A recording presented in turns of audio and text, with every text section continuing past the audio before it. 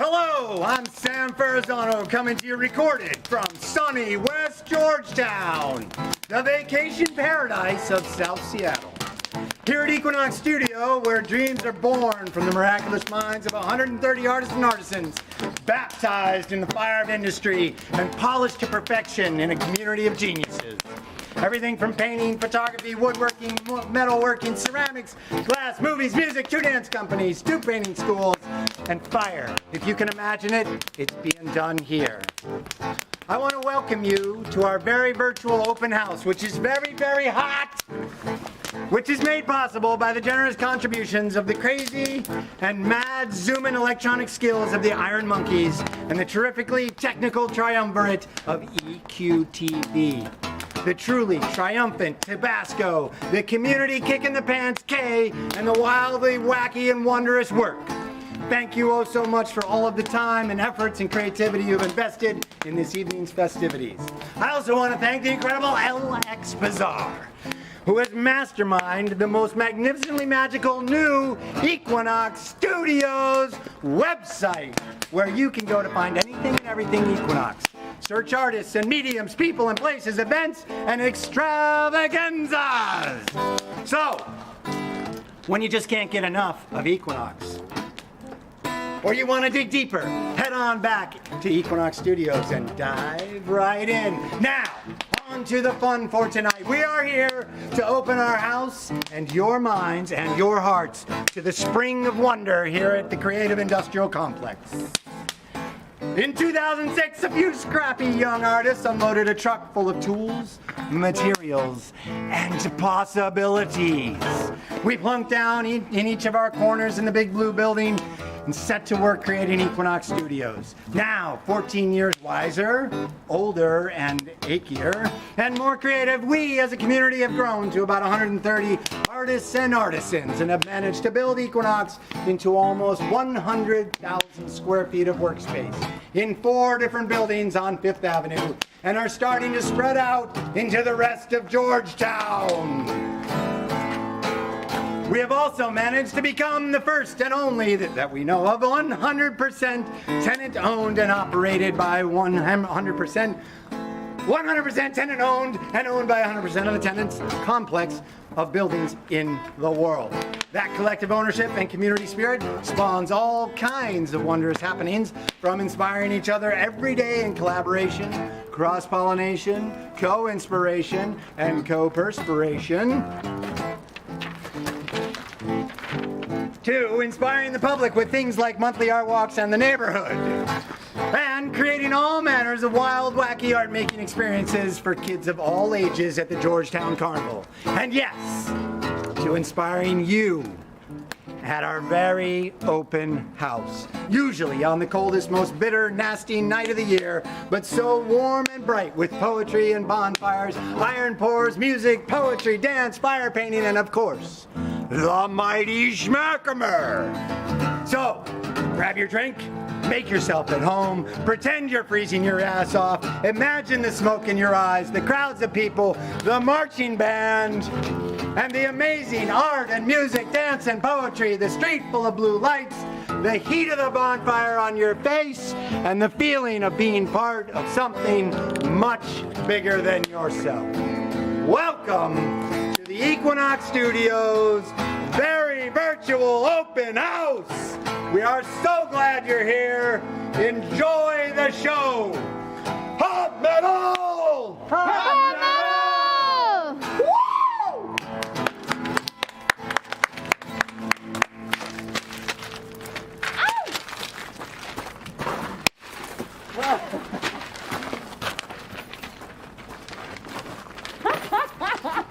You just want to throw one in too?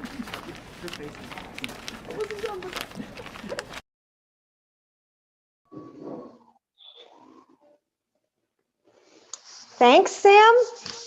Thanks. Hi, everybody. Welcome to day 3, night 3 of the Equinox Studios very virtual open house. I am Kay. And I'm Work. Hello, hello. And we're here to show you some fine art and some industrial art and some weird art and just That's kind of right. art. Yep. So We're here in the big blue building of Equinox Studios right now, and we're going to head on over to our first artist in just a second, right after this commercial break.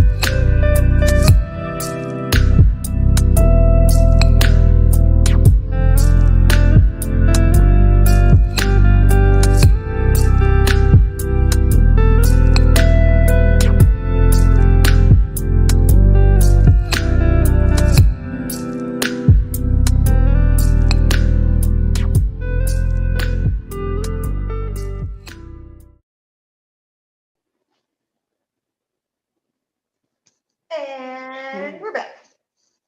Welcome back, everybody. Man, great beer, great artists. We have some of those things here. We're actually standing right in front of a fantastic piece by Sophia Wheelwright, and we're about to jump in the studio and see what else she's up to. Let's go. Oh, I had to drop the mic. Mic drop. Knock, knock. Hello. How's it going? Hi, welcome.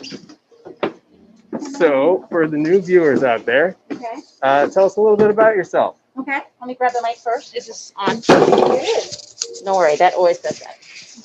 You know what? Let's come in the light. Let's do it. And Light seems to be a very central theme here. so, welcome. My name is Sophia Wheelwright, and normally I have this studio set up for an immersive sculpture that people would be lying under.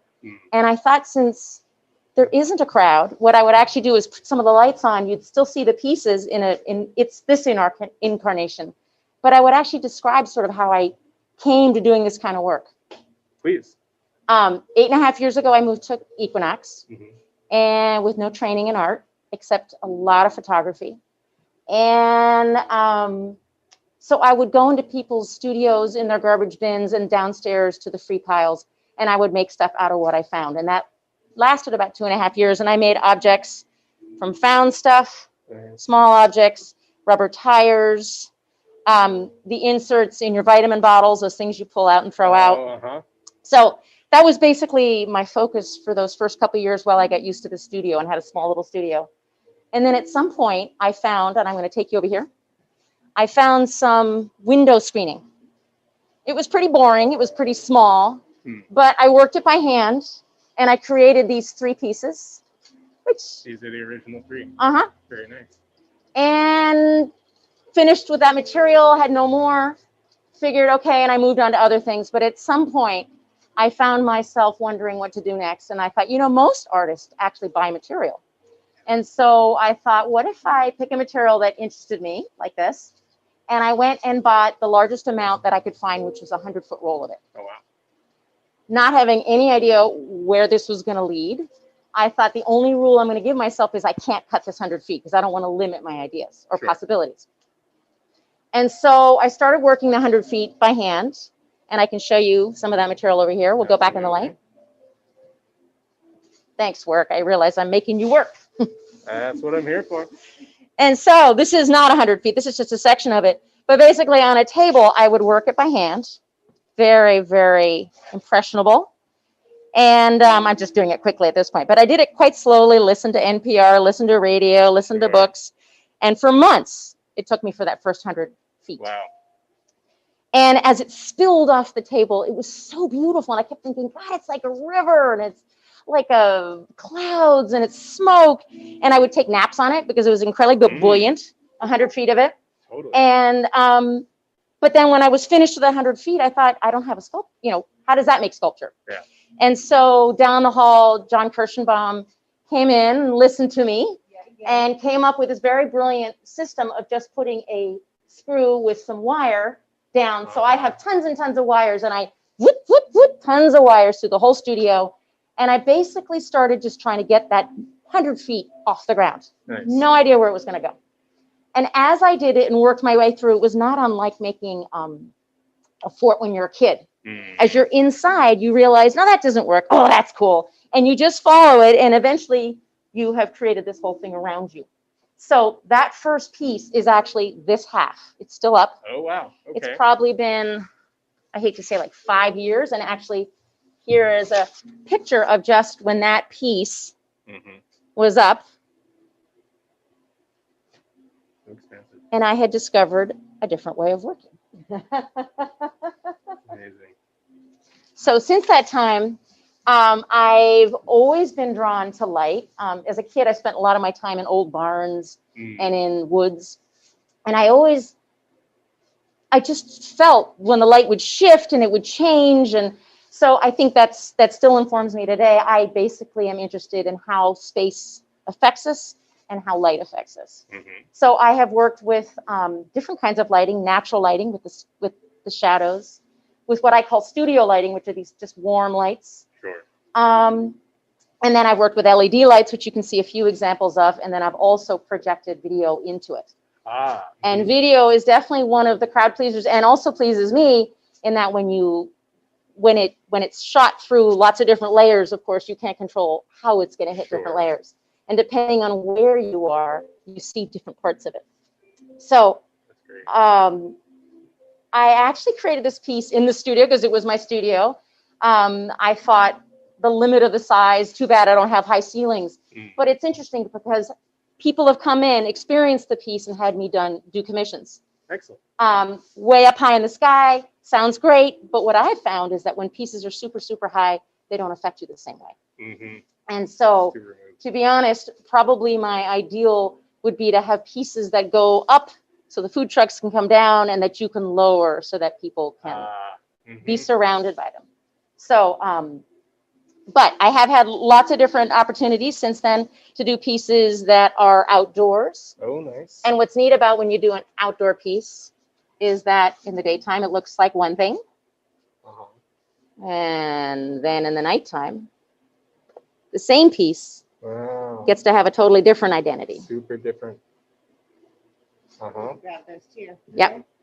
So this is something I really like. I'm really interested in having work that stays and that people get to experience. Well, first of all, when somebody walks into a piece, you have no idea what they're going to notice, right? And what they're going to experience. But I'm really interested that the same piece will feel so totally different depending on the way you light it or the way the day is lighting it. Outdoor pieces move, they undulate. Here's a piece. My latest piece is actually, sorry for the crinkly picture, but this is actually at Pioneer Square right now at the old Elliott Bay bookstore. Nice. Place called Access.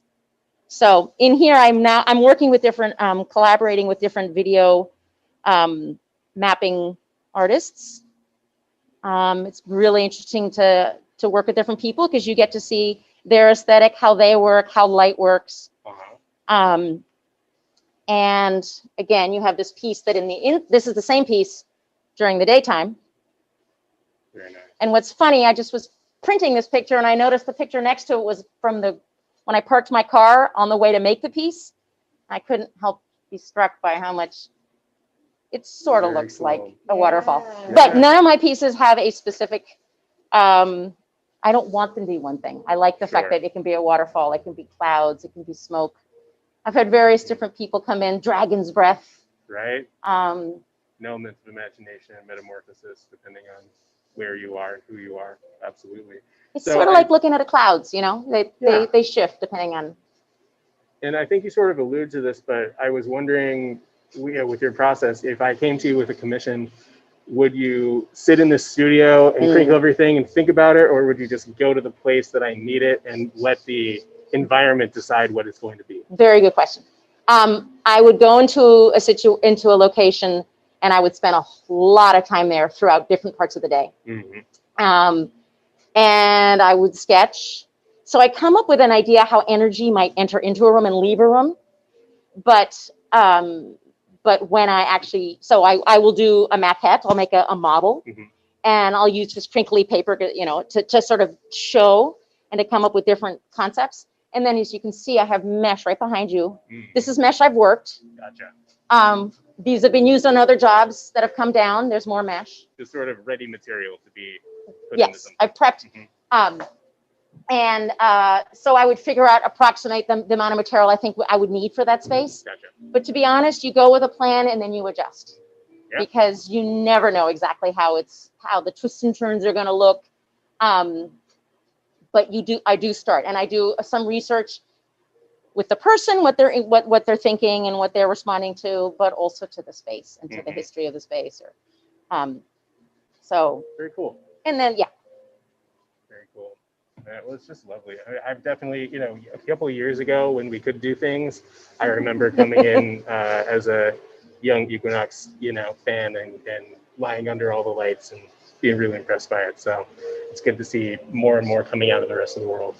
Well, it's been so lovely to have the puppy pile energy that comes into Equinox. I do think, so I'm going to show a picture because since for people who don't know my work, this is only a partial picture where you can see it's partially lit, so you can see that the floor gets covered with people. Totally. And what I love about it is it's like puzzle pieces. They all figure out, and they're strangers. I mean, some of them know each other, but they're strangers and they figure out how to find a space so they can lie down. And I think that when you lie down, there's something that relaxes here. You're not holding up your body, and you relax, and all of a sudden the way your mind thinks is different.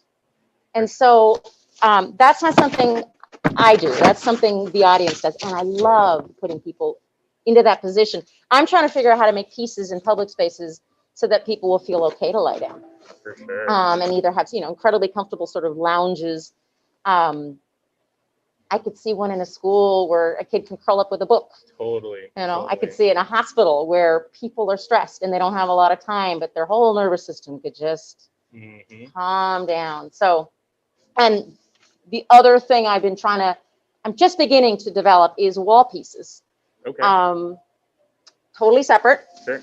Trying to figure out if there's ways I can actually make finished work on, you know, huge substrates and actually have people choose what they want rather than having to have the faith that the artist will be able to come in and make a piece on site. So this is another thing I'm just beginning to develop. And in this kind of piece, I've been working with somebody, there's a video projector up there where you actually can do video projection. So it only animates the piece and not the wall all around it. Sure.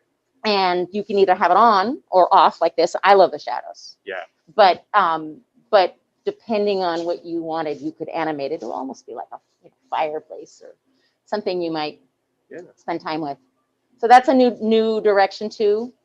I keep thinking I'm going to do more of that, and then to be honest, I get more work like this, and I keep going back to making it. Sure. The other piece I did this summer was a piece at Dottie Harper, which is in Burien. Okay. And it was in some trees, a grove of trees. So you can see here I am, if you can see that. Here I am looking up at it. Wow, yeah. It's pretty massive. That's huge. How many, so 100-foot roll is the largest you can get of this material? Yeah, but I used about 400 feet. Wow. And I've done ones where I've used 18 rolls. I've done 80 feet long pieces, 30 feet wide, you know, big pieces. But that piece, one day I happened to be going to get my flu shot in Burien, right down the street from it. And I found that my piece had become this. So because of one thing that gave, all of a sudden that piece ended up like that. And it was beautiful. So I went and took pictures and I thought about leaving it that way.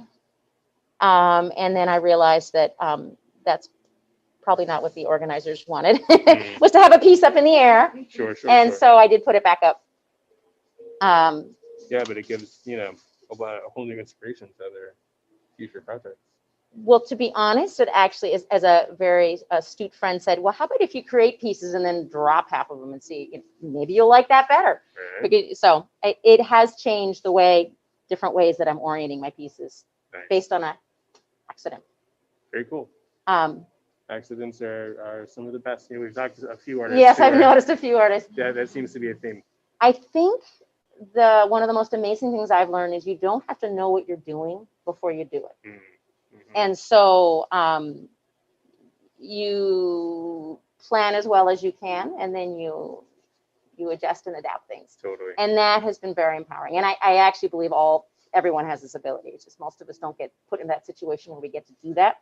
Right. Another really cool thing I would say about having a studio, the luxury of having a studio, is you get to do a lot of different things, and then you look around and you all of a sudden realize, wow, I seem to be interested in X. It's not a conscious, or at least for me, it's not a planned thing.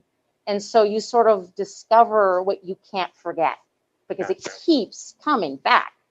And so I would say when you look at anybody's work, that is what you're noticing. It's the things that they can't put down or can't give up and they keep working on. So it's been really neat because I couldn't tell you exactly all the things that have influenced me, but now I'm beginning to see it as I create more and more. Totally. Creating a map by walking forwards and looking back, kind of. Yeah. Very nice. There's one other piece around the corner, which is, I decided 2 years ago that I needed to do something that wasn't mesh to remember that I could. And so I took the sheer material that somebody had thrown out or given away. And I also got 14 slide projectors at a theater that was closing. So you can go in. There you go. A theater was closing down, actually it was Seattle Rep. They were switching to digital. And so I said yes to the 14 free projectors. Nice. And this is what came out of that. Very cool. Yeah, in case inside, checking it out. Awesome. And I'm a fan of immersive things. I'm a fan of sort of abstract things, you know, so I'm super into it. We've got your information up on the screen, Okay, so people good. can find you. And are you taking commissions at the moment? Absolutely. So if people want, they can, I will be on the Equinox website eventually, but at this Sure. point, SophiaWheelwright.com will, and any email inquiries will Answer. Excellent. be the way to go. Any last words you want to send off to the public? Well, mostly that if people are stuck at home, I guess I would say some way make things, because we learn, you know, even if it's baking, although that would, I guess, make different things happen. For sure. I think we've all experienced a little bit of that. Yeah, a little bit of that. But just, I'm very, very grateful to have this community. But now that we all have to be creative and finding other kinds of community, I think thanks to you guys, we get to do this. But I hope people will come back, and I hope people will make stuff. Mm-hmm. Yeah, Sure. I guess that's basically it. I think they will. Wonderful. Well, that's awesome. Kay, any last words, any last visions from inside your veil of wonders? It's so cool in here. Look at that. I thought I'd switch my camera around for a second. I don't have a microphone on, but this is inside the suite. Here, I'll go in with my mic. How about that? Yeah, there you That go. sounds great. Yeah. So Actually. we're inside this beautiful fabric piece with all the projections behind us. It's a magical place. It's quite So It's beautiful. quite warm in here, isn't it? I It mean, is warm. but also warm as in like the warm light. Yeah, both ways. Yeah. Yeah, I thought about doing this over a bed. I mean, I don't know what you do with all the projector sound, so I guess that is a limiting factor. Yeah. Well, next time y'all can come down here, you should definitely come and hang out in Sophia's little house of delight and comfort. It's wonderful. You're all welcome. Fantastic. Cup of tea. All right. Well, thank you so much, Sophia. I think we're going to head to a commercial break, Okay, sounds good. and we will be back soon. Okay, thanks you guys. Thank you so Absolutely. much, Sophia. We'll take your microphone back. Oh yeah, from you. that helps.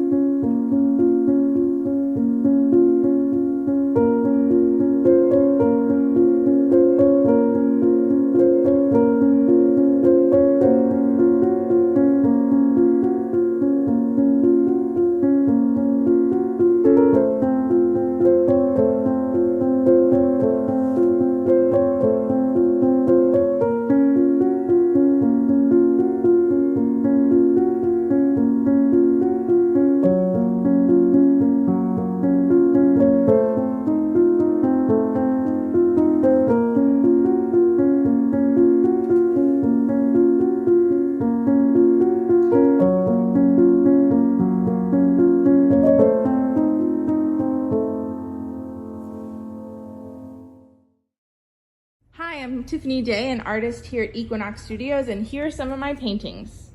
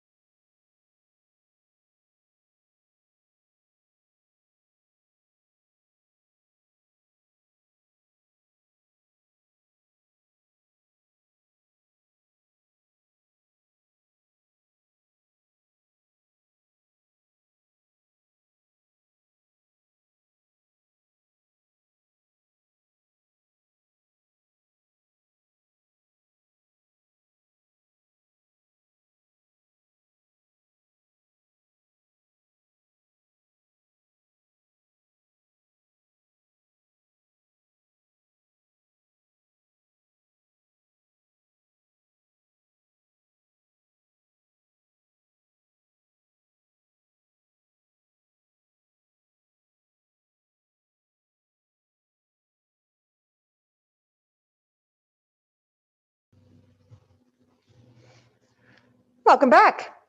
Welcome back. You know, I'm not super familiar with the periodic table, but this one looks cooler than usual. It's pretty sweet, isn't it? Mhm. Yeah, check this out. It's elemental, man. I couldn't resist that. Sorry, everybody. So the person who made this amazing table behind us is Shera. She is a potter and Reiku mastermind. And we're going to go see her right now. Woo. Conveniently, just up these stairs. A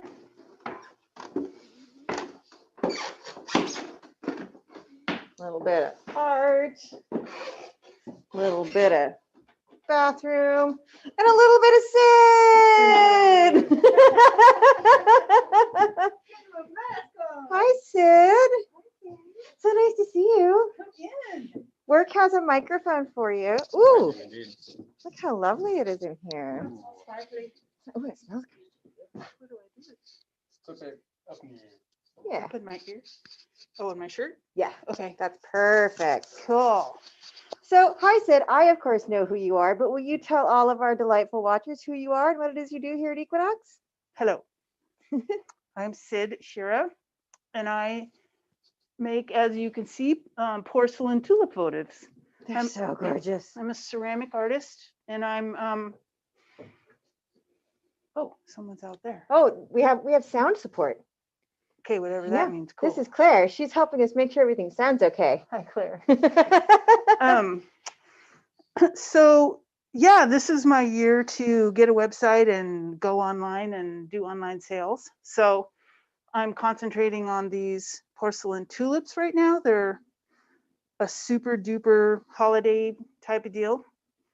And they're sort of a gifty type thing that women like to give each other and men like to give women them. I would love some men to give some men some ones too, but you know, next year, there's next year. You hear that, gentlemen? Yeah. Buy your man friend some beautiful, beautiful pottery. Yeah, yeah. So they're porcelain, Porcelain, sorry. that's okay. The translucency, the light, the tea lights shine through because it's thin in those places. So they're each one is sculpted and handmade individually. They're not mold made. I make each one by hand. So they all look a little bit different, just like people. And Just like tulips. all of us, right? Just like all of us.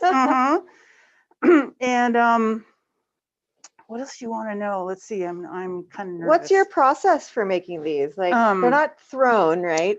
No, I have an extruder die. See that that metal tube right there? Can you catch that metal tube there, Work? This thing on the wall right there. So I had the guys here make it's like a spritz, it's like a, you know, the cookie dough comes out in the shapes. Oh, I love those, right? Yeah, so I had Keith make me one.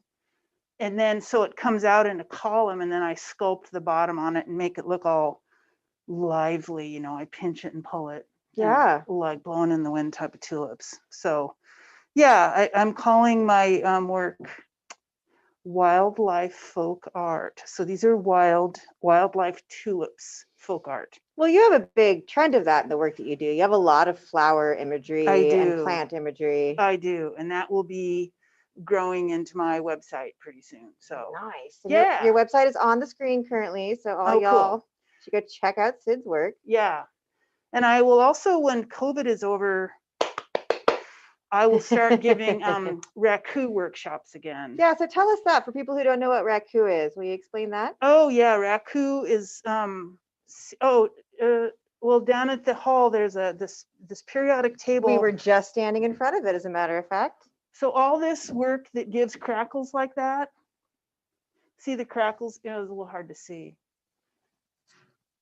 Yeah, we got it. Yeah.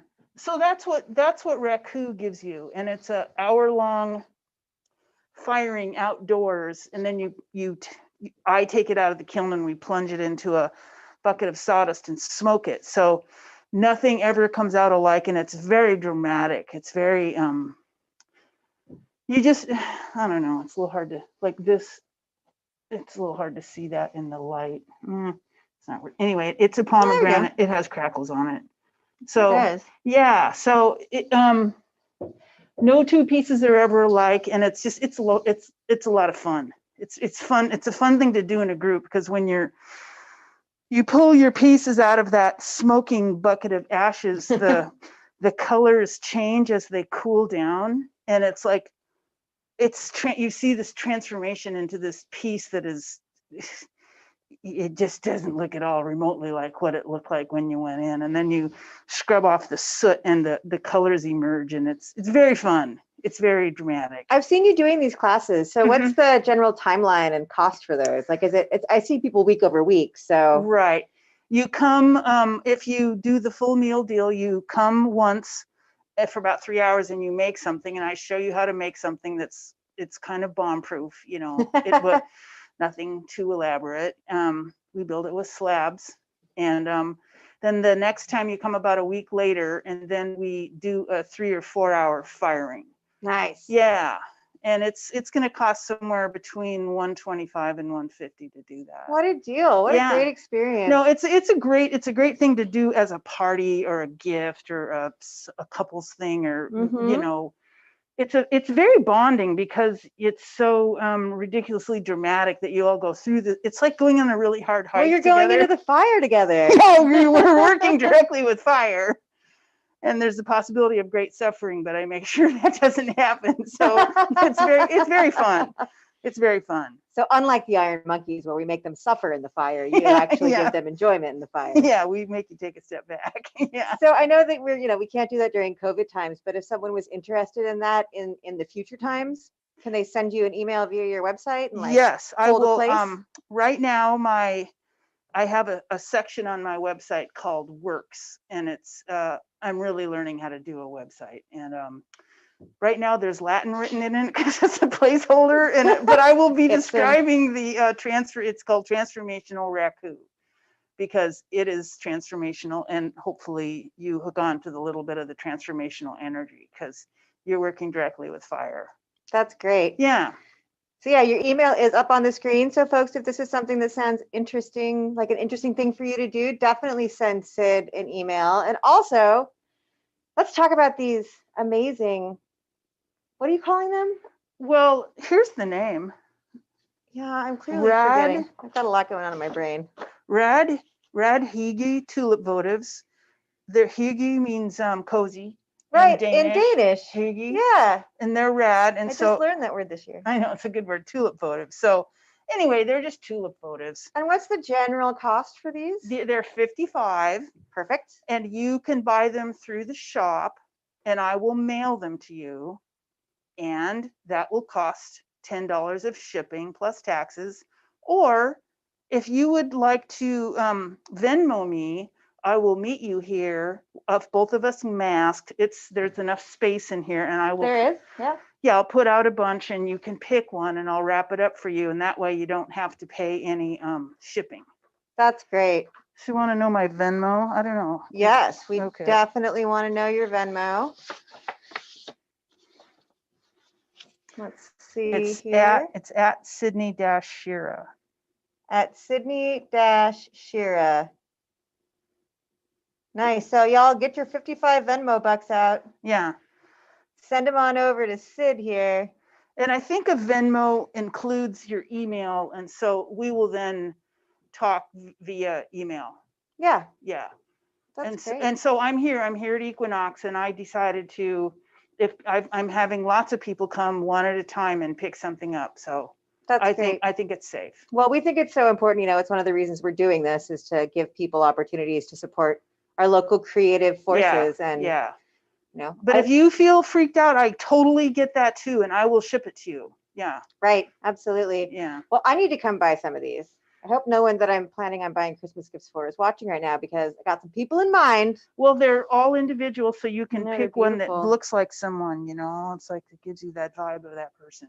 Yeah. So, yeah. Absolutely do that. Yeah. So when COVID is over, I will resume my life as a ceramic art teacher. So I'm going to do a thing where we make mandalas.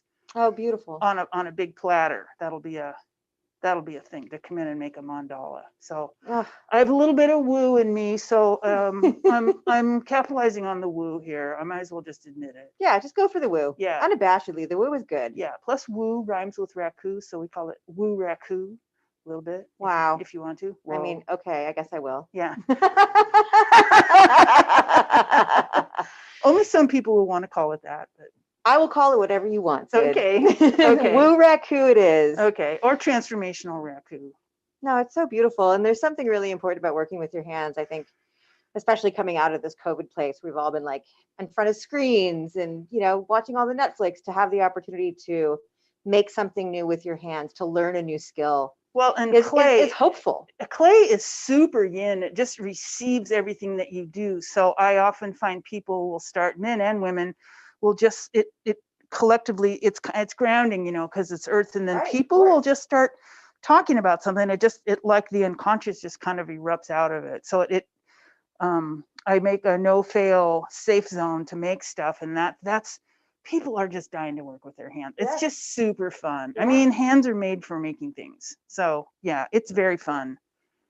That is absolutely Kind of liberating. I can't wait until we get to do it again. Yeah, well, you know, enough people will have I think next summer I'll be able to I think next summer too. yeah, Yeah. I'm enough keeping hope. people will have a vaccine, or I don't know how that's going to roll out, but that's what my hope is.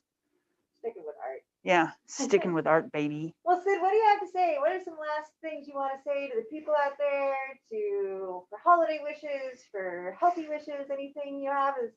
Oh, that's Final so nice parting thing to comments? ask. Yeah, I've had a remarkably, I got COVID end of last January, and Yeah. so You're an early adopter. yeah, I was an early adopter. And I got real sick, but after that I got real grateful. So there's in this world where we're all being twisted and tied up in knots, it's not just the pandemic, we're like changing out of the Trump era and into a hopefully more sustainable era. And I just have great hope that if we can liberate ourselves from monetary drive, and we can share a little bit of the wealth. That's what I'm into, is kind of like liberation ceramics, you know. That's what I want, is to have people experience what they can do. And it's a liberating thing for oneself to create. It is. We are creators. Yeah, we are. Yeah. Cool. Well, I'm always so happy to see. I mean, normally most of your face, but even just half of your face is really nice to see. Oh, behind glasses too. I forgot I have glasses that's on. a hat too. Like, Yeah. You only get a little sliver of me. But Sid, I'm always so grateful for your creativity and your participation and your welcoming spirit and letting us into Thank your space. Thank you. And all y'all, go buy some of this shit for the people you love, because it's made with love. It is. And we need to support our artists.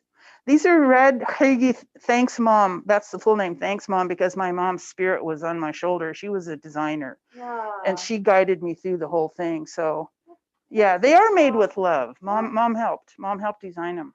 Thanks, Mrs. Sid's mom. Yeah, yeah, from the great beyond. That's wonderful. Yeah, thank you. Well, happy holidays to you. Yes, and a COVID curtsy to you. Yes, my friends are doing butt hugs now. We're like, Okay, well, we're not doing that on okay, camera. good. Thank you I don't anyway. think you're like talking about it. Yeah.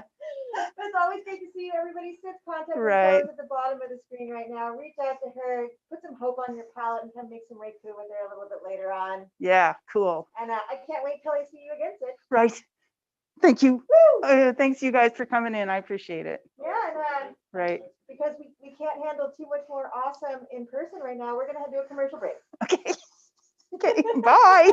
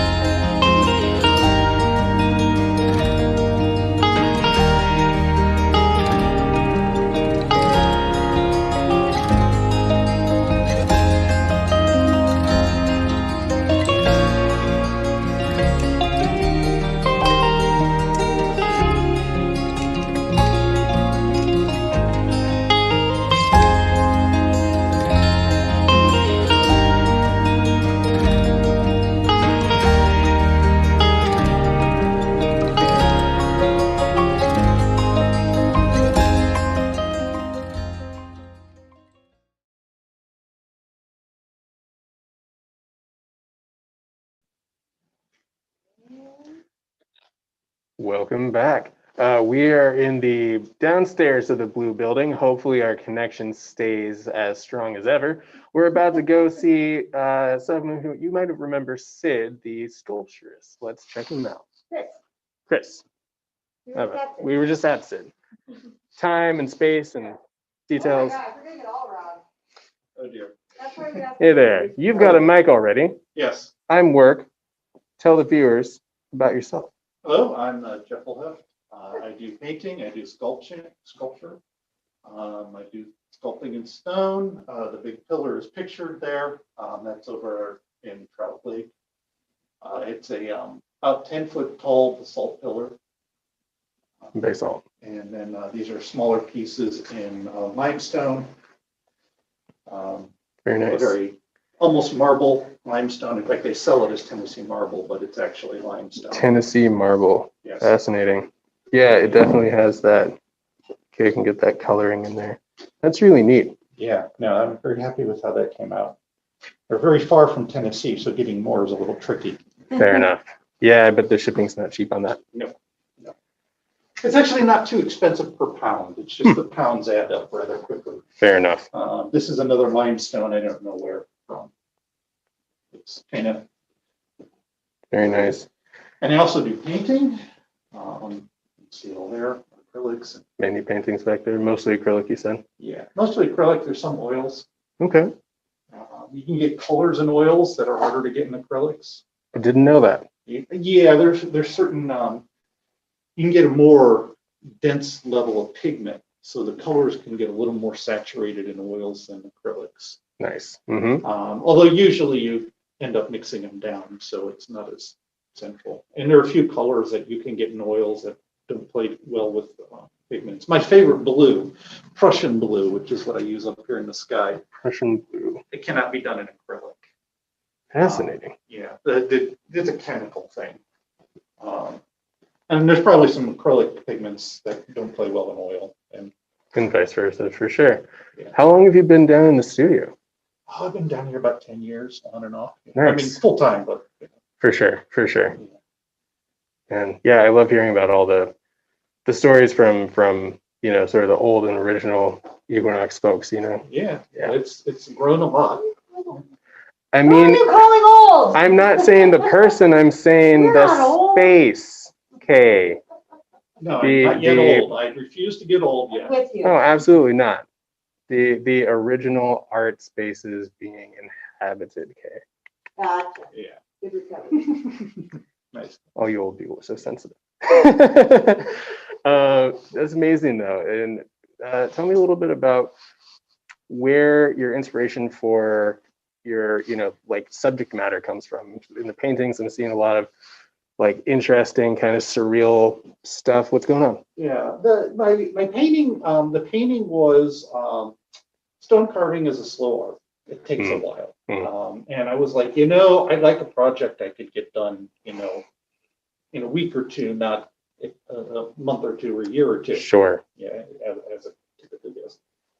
I don't do this full time, so I can't, the stonework was, so I thought I'll just do some acrylic painting, just little quick and dirty things. And it kind of took a nice nick of its own. Very nice. I mean, in general, my favorite genre of painting are landscape paintings. I'm a big fan of the old Hudson River School, paintings and that particular style, the Thomas Coles and whatnot. I just love that. Absolutely. In landscape paintings. The Bierstadt that Seattle Art Museum is so proud of. That big, elaborate Bierstadt. For sure. I think Bierstadt is basically, he was born a century too soon. He should have been doing the Lord of the Ring cover. Oh, man. Like, a couple dragons or dinosaurs would fit into his cover. Totally. Yeah. That's a good point. Anyways, I wander off. No, it's interesting. Yeah, now I'm just imagining all kinds of stuff. Yeah. I was with friends in DC once. And we were in one of the big museums. So we're like a block away from this big Bierstadt. I say, look, that's a Bierstadt. Somebody said, it needs a dinosaur. For sure. Not a respectful thing to do, say, in one of the fine art museums.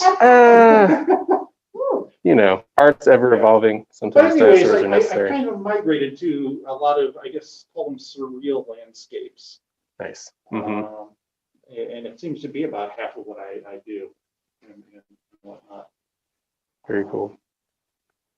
Yeah, I like the color choices and everything. It's very interesting. Yeah, thank you. Thank you.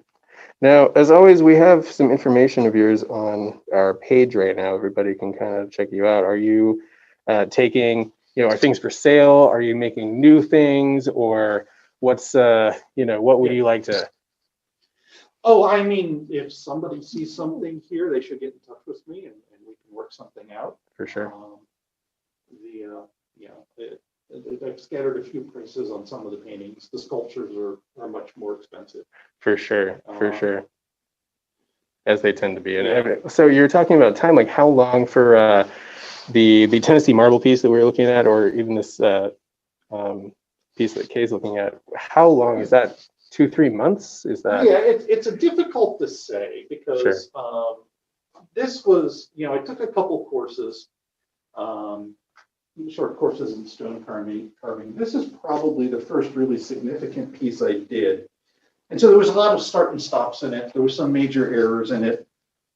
This arm over here used to actually be canted out to the side. So that until I got a little too aggressive with the chisel one day and it broke off. Oh no. Oh no. Yeah, I mean, that was like, I was completely thrown by that. So I just walked away from it for months, really. Sure. And then it occurred to me, I kind of like was looking at it one day and realized that if I brought the arm in, I could make it work. And it actually probably is better for that, you know, because if both arms were out like that, it would be much more static. Sure. You know, he's you know, what is it, with contrapposto or something? Contrapposto or definitely the frog equivalent of that. Very nice. Yeah. So it, you know, I worked on that for several years actually. I just probably a couple hundred hours total effort over that time period. But you know, there was, you know, the 6-month period where I just basically had broken his arm off and had to redesign him. Totally. And then it's just like one day I looked at it, thought, oh, that'll work. And then I got back on it. For sure. It's just, it's so funny to me or fascinating to see the echoing throughout so many artists that we've talked to about things evolving while their hands are on it, you know? Yeah. Yeah, I love hearing about that kind of thing. Some of my paintings are, that like the one there I think of as the Alpine Link. Are almost random. It's like leftover paint slapped on a piece of cardboard, and that actually comes out better than the stuff I'm working on deliberately. You know? For sure. Sometimes. The one above it was I had leftover paint. I didn't want to waste, so I just scraped it onto a board with a palette knife, and I got that really interesting texture in the hills. I like it. Yeah, Are those? I would do that a second time if I had to. Maybe close your eyes. Yeah. I don't know. Are those particular hills in particular, or just? No, that was, I had some oil paint that I didn't want to throw out. So I took a palette knife and scraped it onto this. Is a piece of random scrap lumber that one of the woodworkers here was throwing out. So I grabbed it and gessoed it and prepped it up, and I just scraped the oil paint on it to see what would happen. And I really liked the texture there. And I kind of tried to build on it once I realized I had it there. But. For sure.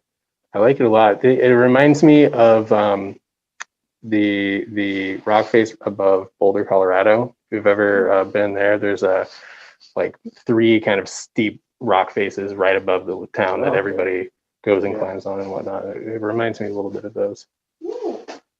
Yes, that's a work in progress. Oh, I remember this. What do we got, Kay? Yeah, the crow has been a work in progress a long time. This has been not a good year for me artistic wise. That's probably true of a lot of people. Yeah, there's something going on. Yeah. Oh, it's just I stress you. But yeah, that's a work in progress for crow. And this Saturday, everybody on the open houses wants to see a demo. All right. Now the problem demoing hammer and chisel on stone is probably best summed up as shrapnel. It's gone now, but I used to have a chunk of stone from this frog that I was chiseling, or this crow that I was chiseling on this table that had embedded itself in that far wall. So yeah, and it was a tiny little thing too. It wasn't like a big chunk. It's like, so anyways, if it works out, I may work on this during the Saturday group Zoom sessions, because I can put a cheap webcam up and I don't have to worry about anybody getting speared by a random chunk of rock. Tabasco is saying, hell yes.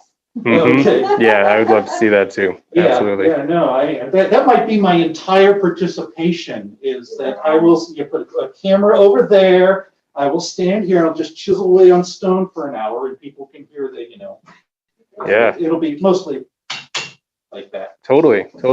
It's a fascinating hammer too. Oh yeah, I guess it's old style. I mean, I was told this is 2,500-year-old design, just a round hammer. Wow. You tend to you grip it up closer to the head than you do with a hammer. Well, okay, here's an engineer's hammer. Sure. This kind you'll grab down here. You get it with a swing. It's a lot of forearm effort. With this kind, you grab it up here and you bring more of your body in. Interesting. It's very good for developing a lot of power. I will sometimes like drop into a somewhat martial arts stance especially when I'm like trying to probably carve off this corner, for example. When I'm really like taking a lot of stone off, I'll drop down and basically get as much power in as I can. Right on. And the other nice thing about it is when you want to do detail work, it's very easy to shift your grip up to here. Gotcha. Be more delicate. Yeah, and this stone is easier. I did a little test carving earlier this evening. This is easier to work with than this. This stone has been an endless pain. It shatters. Even if very delicate work with the diamond files, it'll occasionally flake out chips and leave little gaps in the surface. This is a softer stone, seems more prone to pulverizing than it does to shattering. Gotcha. Now, pulverizing is nice in that you don't have shrapnel everywhere. Sure. The problem is it kind of bruises the stone. So the amount of sanding and filing you have to do after your rough shaping gets a bit more. You have to basically get rid of all that bruised stone. Just kind of trade off. Gotcha. Very interesting. Yeah, I've never really worked with stone, but I've collected, minerals and stuff before, and love just learning about the origins and composer, whatever. But this is limestone, and this is it's an interesting piece of limestone because I don't know if it'll be hard to see. Woo! This is what it'll be polished up. I'm not going to do a lot of complex shaping in this. I want like big, broad expanses on the stone because there's so much texture in the stone that if I put a bunch of sharp lines and whatnot, they'll fight. Gotcha. So it'll be about lots of broad arcs and curves and whatnot. This, you can actually see the seashells in here. This is, limestone is compressed marine seashells and the like. And this one still actually has a large portion of the compressed stone in it, or the shells in it. It hasn't like been compressed into solid stone like that or the frog has. Fascinating. Or this too. This is limestone too with impurities. Sure. And the pink is from impurities too. I don't know what's causing the pink. I'm kind of puzzled. You need to talk to a chemist or a geologist. Yeah. Some ideas. Very cool. Okay, anything that's on your mind? I'm so excited that you might do stone carving on Saturday. I'm going to be on that call all day. I would love to watch. I mean, I love to watch people work, period. Yeah, but I'd love to watch you do some work with this. Stone carving is something I don't know. Yeah, I think I go on at 3 o'clock. I have to check the schedule. Great. But my thought is maybe I'll just go on at 3 o'clock and I'll hammer away at this until I run out of energy. Yeah, absolutely. My other question is, your sister hasn't taken her piece yet? Yeah. I don't think she's watching right now, but I remember that from last time you were here and you were talking about this. Yeah, I think and she does a very different style than mine. And it's like a lot of interesting things. Yeah. That's mostly Cool oil, by the color. way. Yeah. The background is an acrylic, but all of the little pieces are done in oil. You can. It's probably really hard to see on the cameras, but there is a different look to the oil paint. Yeah. There's a certain intensity to the color Mhm. that is really nice. Cool piece. Mhm. Oh yeah, no, I keep bugging her. She's got to finish it. Well, that's Someday. it for me. Do you have anything else you want to say? I think I cover what I got. Sounds good. We've got your information up on the screen, so people can definitely get in contact if they want to snag any of these awesome paintings or talk about some sculpture, or maybe take that piece of your sister's off your hands. Yeah, that's all great. Well, thanks so much. I'm very excited to catch some stone carving if that ever happens, for sure. And it's always fun to just see. I think the stone carving is great because then I can be on the camera in the Zoom session and I don't have to be like thinking about, Right. well, I don't have to say anything. You know? Yeah, think that let the sounds tools great. speak for you. Absolutely. Very cool. Yeah, right. Thank you, Jeff. I might alternate between the two because there's no way I'm going to get done chiseling on that to the point where I could use the other files and whatnot. So Sure. I could also demo, the fine work on this piece. Yeah, it's fascinating just seeing how many textures can be achieved with, just different force and different tools and everything. Yeah. Just playing with this stone, I realize part of the problem I have here is I'm fighting this stone. Mm. This stone is not. I'm really struggling with it. It's a mix of hard and soft, and it's so. It's a beautiful piece of stone, though. Oh, it's a It beautiful piece of Yeah. stone, but it's like you'll see little chips here. Some of those were when I was doing the original hammer and chisel, and some of those are. I was going on with a little file. I have these little diamond files. Okay, these are like fine grit diamond files. Oh, wow. I'm doing them all like that, and then a piece would flake out. Wow. It's gotta be frustrating. Yeah, the stone is just. It's more difficult than I think I appreciated. It's a shame because it's beautiful, and I will finish it someday. For sure. For sure. Good to have goals. Thank you. Awesome. Well, thanks so much. It's been great to be here again, and we'll be back, in the future for sure, and definitely on Saturday. People should tune in. The people at home, tune in. There will be more. There's There will always be more more. art. Okay. Do one more little round here, all of the paintings. Oh, definitely. Yeah, I appreciate you letting us back in. I'm glad to be here. Oh, great! Thank you for coming by. I think that 2-layer mountain piece in the middle, that sort of yellow and burgundy one, is one of my favorites. With this one. Yeah. I think that one's jumping out to me. Another one of the leftover paintings. Mm-hmm. That's all acrylic, and I would just kind of I've been wanting to do that was a combination, one experiment with palette knives and leftover paint. So I would have the leftover paint and I would kind of scrape it on. And there's 18 layers of paint there. It started out, you can see it up in the top a little bit with some leftover magenta. Mm. And I just layered and layered and layered. So that was a lot of fun to do. Very cool. Very cool. All right. Well, we are just about in time for a commercial break. All It's right. been great to see you, and Good we seeing you. will see you again soon. We'll see you on Saturday. Mm-hmm.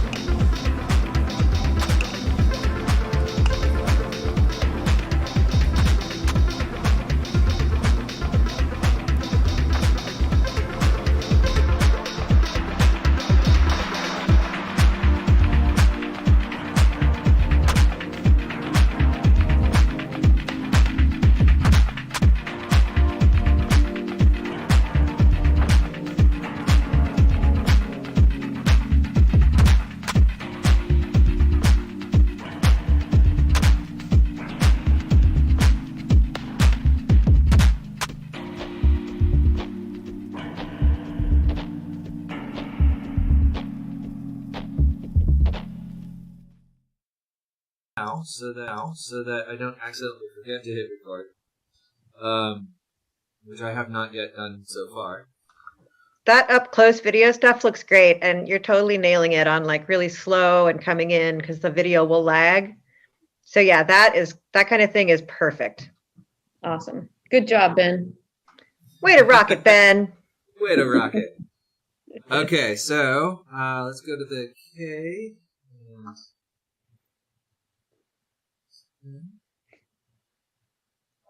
I don't have a beer. I'm on You campus. get your, a friend of mine just brought me a beer. Hey, work. Hey, Kay. How's Fancy it seeing going? you here on these, artful interwebs. I know. Look at us. You can see our entire faces this time. Very exciting. Very I know. exciting. We do have noses, mouths, and the other usual face orifices. Accoutrement. Mm-hmm. Mm-hmm. So we're doing something a little bit different today for interviews. We wanted to make sure that we got as many Equinox artists as possible. So we're doing this clearly virtually through Zoom, where our artists will be doing work in their home studios or wherever they're at. So we're gonna check in with them because there is no such thing as too much art.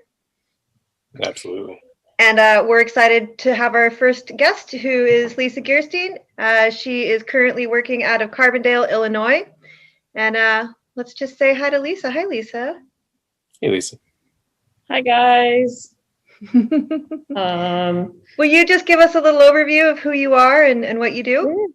Sure. My name is Lisa Geertsen. I am an artist, blacksmith, and fabricator. And right now I am in Carbondale, Illinois, on the campus of Southern Illinois University. So many people that have come to the Equinox Very Open House over the years will remember my studio is 101 in the Big Blue. I do blacksmithing usually for the open house demonstrations and always have things for sale. So COVID has kept me here in Illinois, and you may be asking why I'm in Illinois in the first place, and it's to get my master's degree. So That's I didn't so exciting. leave. And this university is the only university in the United States that offers a master's degree in metalsmithing and blacksmithing. Oh, cool. Yeah, so I figured it was time to get one of these degrees if I want to keep going forward in this field. And this is a pretty awesome place to be right now. And I will say thank you to my other cameraman, Ben, who is operating the mobile part of the filming tonight. Hey, Ben. He is a classmate of mine here in the MFA blacksmithing program too. So excellent. Yeah. That's great. I was wondering why you were in Illinois, and now I don't have to ask that question. Congratulations. What an exciting thing to be doing. Yeah, it's super awesome. It's a 3-year program also. And the tuition is waived, and you get an assistantship that's paid. Ooh, that's great. So that's kind of awesome. That's amazing. You're winning pandemic right now. I know. Who knew? I had no idea that this was going to be the best option for, global pandemic times, but it sure is. Well, congratulations. That's exciting. I look forward to hearing more about that when we're done with the pandemic. Yeah. Yeah. Cool. So what do you got going on? What do you want to show us today? What are you working on? Well, I set up some stuff on the work table here. This is mostly what we've been doing for our assignments in class. The professor gave us these pieces of steel that are 3 inches long and 1.5 inches thick. And the assignment was make something, change it drastically. Don't leave any visible evidence of what that piece of metal started with. And part of the original assignment was also to make sure what you made would fit within a 6x6 invisible box. I stretched my boundaries a little bit, but I really had a great time with this project.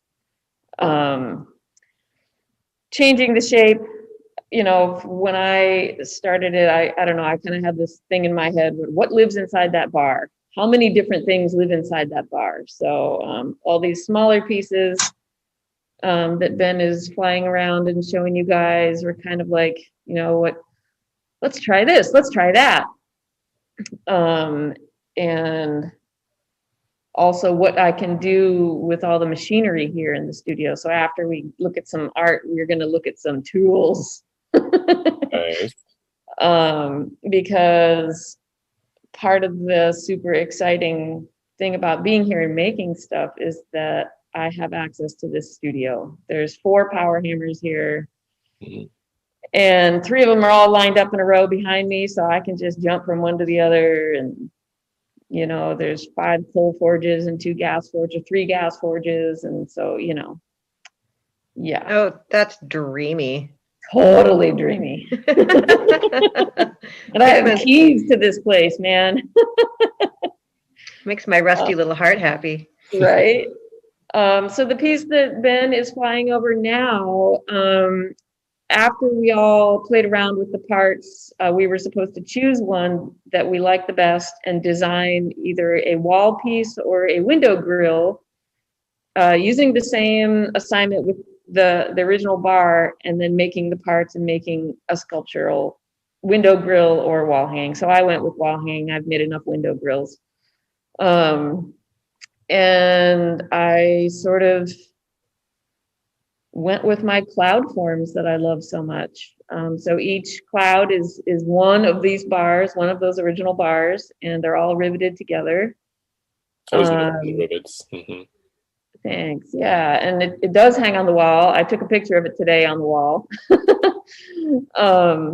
But yeah, this was really fun. It's been challenging and exciting to get out of my comfort zone, but also don't get too far away from it, because I love making forms like this, and that was challenging yet super fun to do it. And I'll turn it over because it's chasing and repoussé sort of style, like my regular copper stuff, but in steel. So I'll turn it over so you guys can see the back. Sure.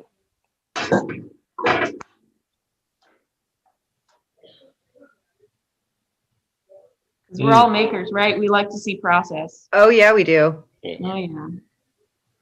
So this is my favorite one of all of them, but that's so cool. Wow. Yeah, I'm glad you mentioned the chasing and repoussé, because when Work and I do the regular monthly art walks, we always make a point to stop by your wall and look at, you know, we love the owl and the hearts that are up, and I love your chasing and repoussé work, and I see it. I see this has the taste of you instantly, even though it's coming outside your comfort zone. It looks like your work, and it's gorgeous. Thanks, Kay. That means a lot. So also for fun, I've been making my little ring knife rings. I was going to say, I see some stabby things. Yeah, I couldn't help it. I needed a day where I made some fun, shiny, sharp things, and you know. Yeah. I also, so right above the forging studio is the glass blowing studio. And, you know, coming from Seattle, I miss having my glassy friends. So I asked one of my new glass blowing friends if she would collaborate with me on a piece. That Ben is gonna come in on here. And steel and glass don't really get along all that well. Wow. So we were lucky with this. Yeah. So that's kind of fun. That's great. So it seems like you molded the shape. You made the sort of petal vase, and then your glass blower friend probably blew the glass into it. Exactly. Yeah, she did. Did the metal have to be hot at the same time to make that kind of stick, or how does that work? Yeah, it did. So I did take some video of it, but her gaffer, her friend that works with her in the hot shop, was torching it with the fluffy torch, like the weed burner style torch. and to get it up to temperature so she could blow the glass into it. And I guess, we've got lots of glass people that come to Equinox.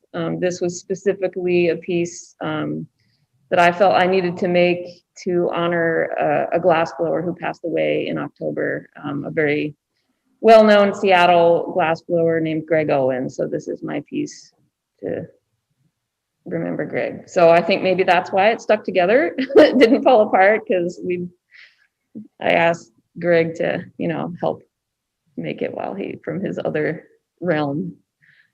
So anyway, that's a special piece. I've never seen anything like that. It's so cool. Yeah, thanks. Glass works really well with copper usually, so I could try another piece with copper, but that was fun. Yeah, how are we doing on time?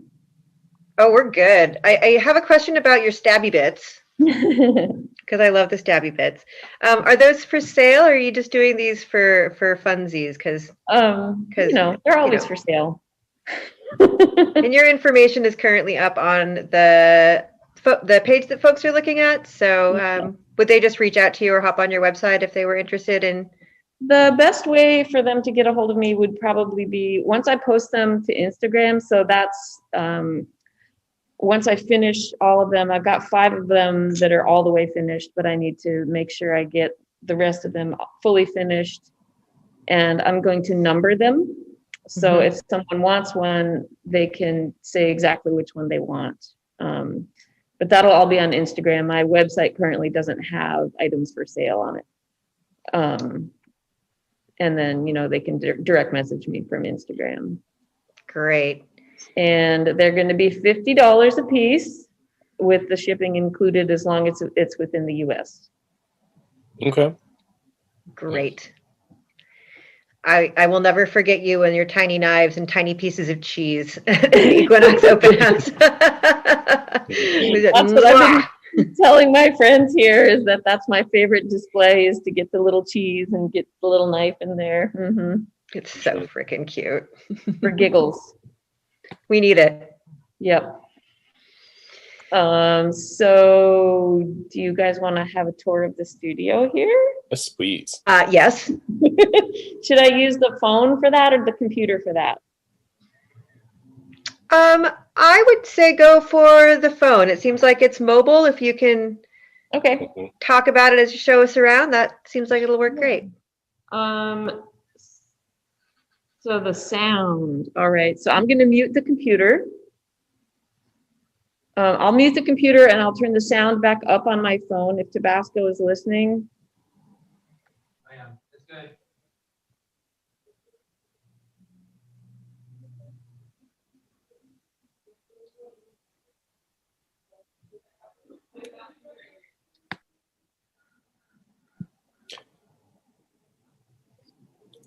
The now ever so familiar scene of technical workings of social interaction.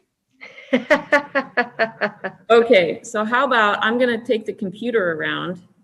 Great. You can hear me from the computer. We can. Yes. And we're gonna set this up. We'll just set the phone up like that. So where should I start? I'm gonna go out the door or over to the door and start from that end. Oh, I'm so excited. Are you? I really am. So this is our door to the blacksmithing studio. Everybody has to sign in on that piece of paper there, which makes it, COVID, whatever, contact tracing. Can you guys hear me well enough? You sound great, Lisa. Okay. So coal forges. Ooh. Look at all that. Look at that setup, man. Wow. I could only dream of being able to have set this up at Pratt like that. Oh my God. Wow. And I just want to show you this little cutie right here.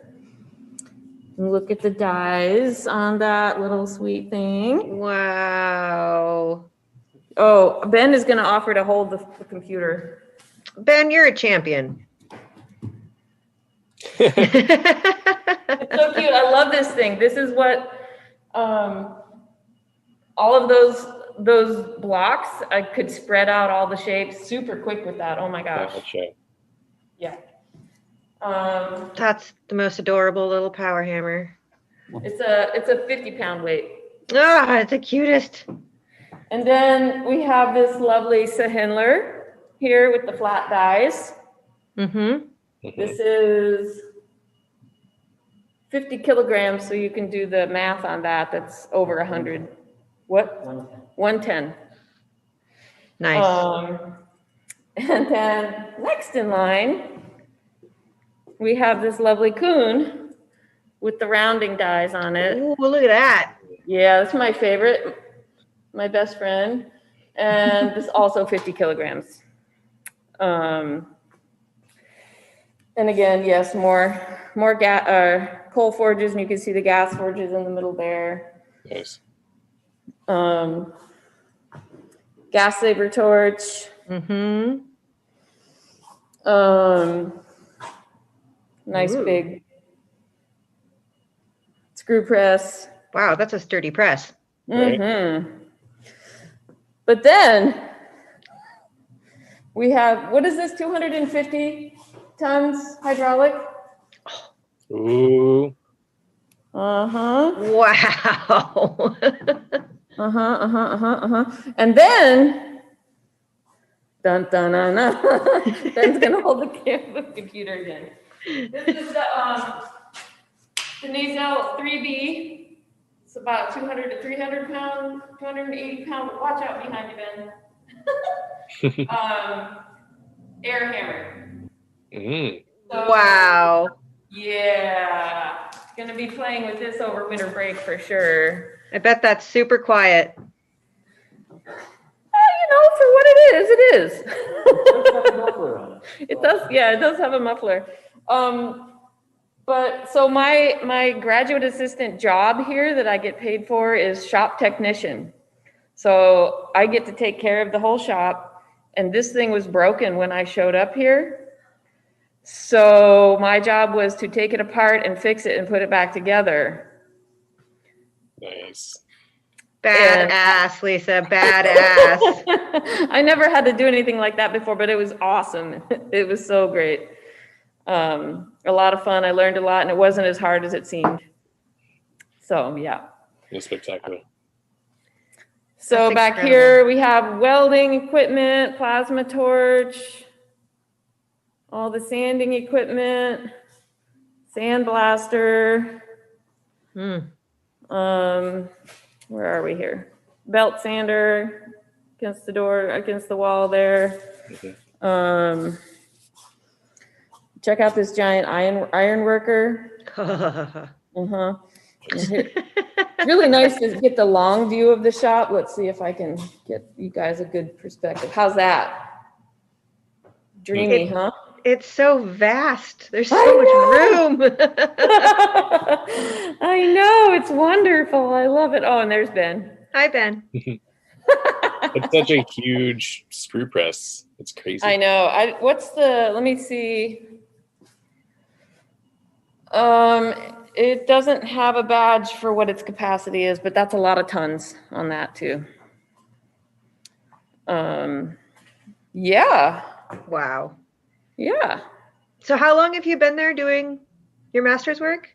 I got here in August 1st, and then I think classes started on the 17th or the 19th. And yeah, winter break starts on the 12th or on the 13th, something like that. Okay. Next week is finals week. Ah! You'll be great.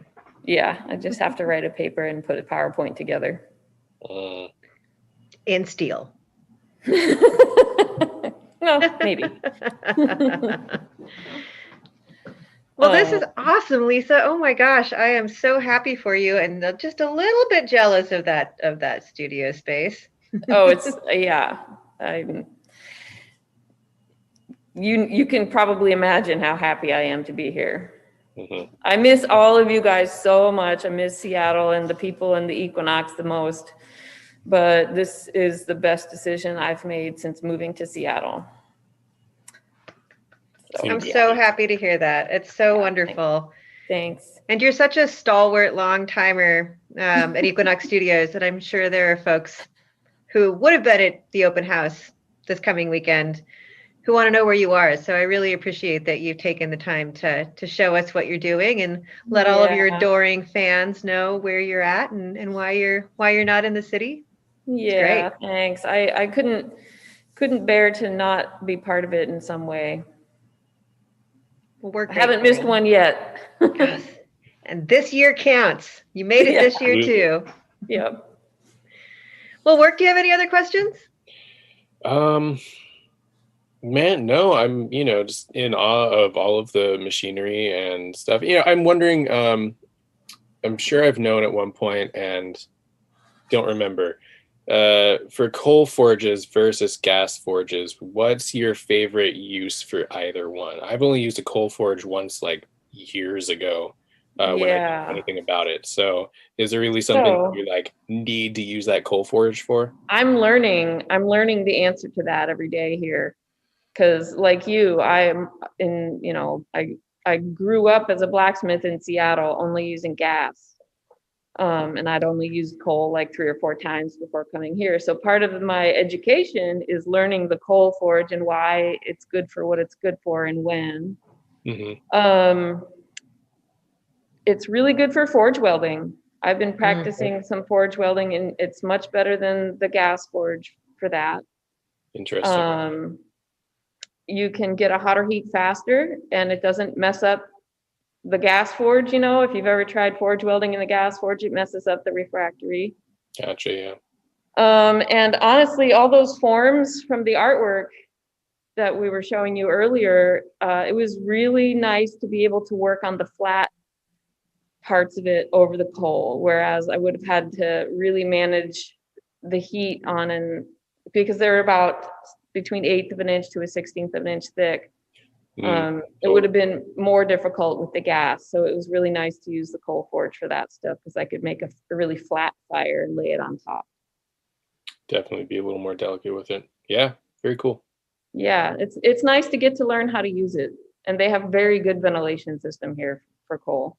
Nice. Yeah, I'm surprised that everything's just in, just regular like lights above and everything. Just nice little white room. It's warm in here too. Shocking. That's a benefit in Illinois in the winter. Right. Totally. Well, yeah. Awesome. Well, Lisa, is there anything else that you want to tell us, share with us, say to the peeps? Well, I hope I can make it back for summertime, that COVID won't keep me stationary forever. I really miss everybody.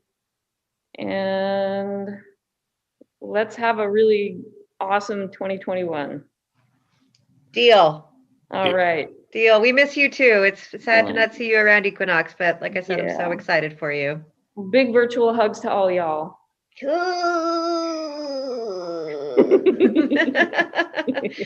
All right, everybody. Lisa's information is up on the screen right now. You definitely want to get on her grams and check out what she's posting. Get yourself a tiny knife for some tiny cheese and continue supporting our artists. So thanks, Lisa. Miss your face. Guys. So good to see you. Nice to see you guys too. Thank you for taking the time.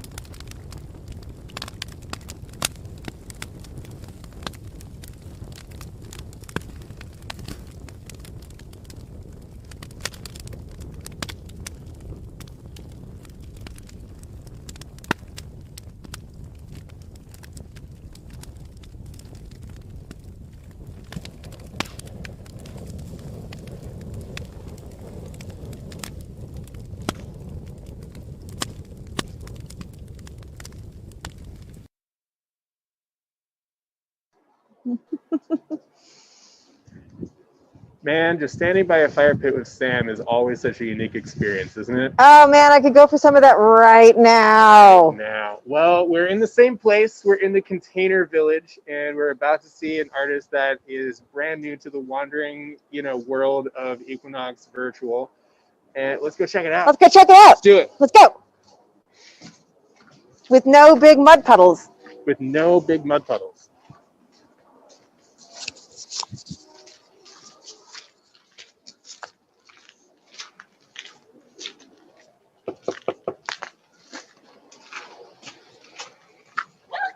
Hello, have a microphone. Oh, it's a microphone. Fantastic. Well, so excited that you guys are here. Wonderful. I'm Maile Roundtree. A pleasure to meet you. Come I'm on Work. This is Kay. Hi. So great to see you.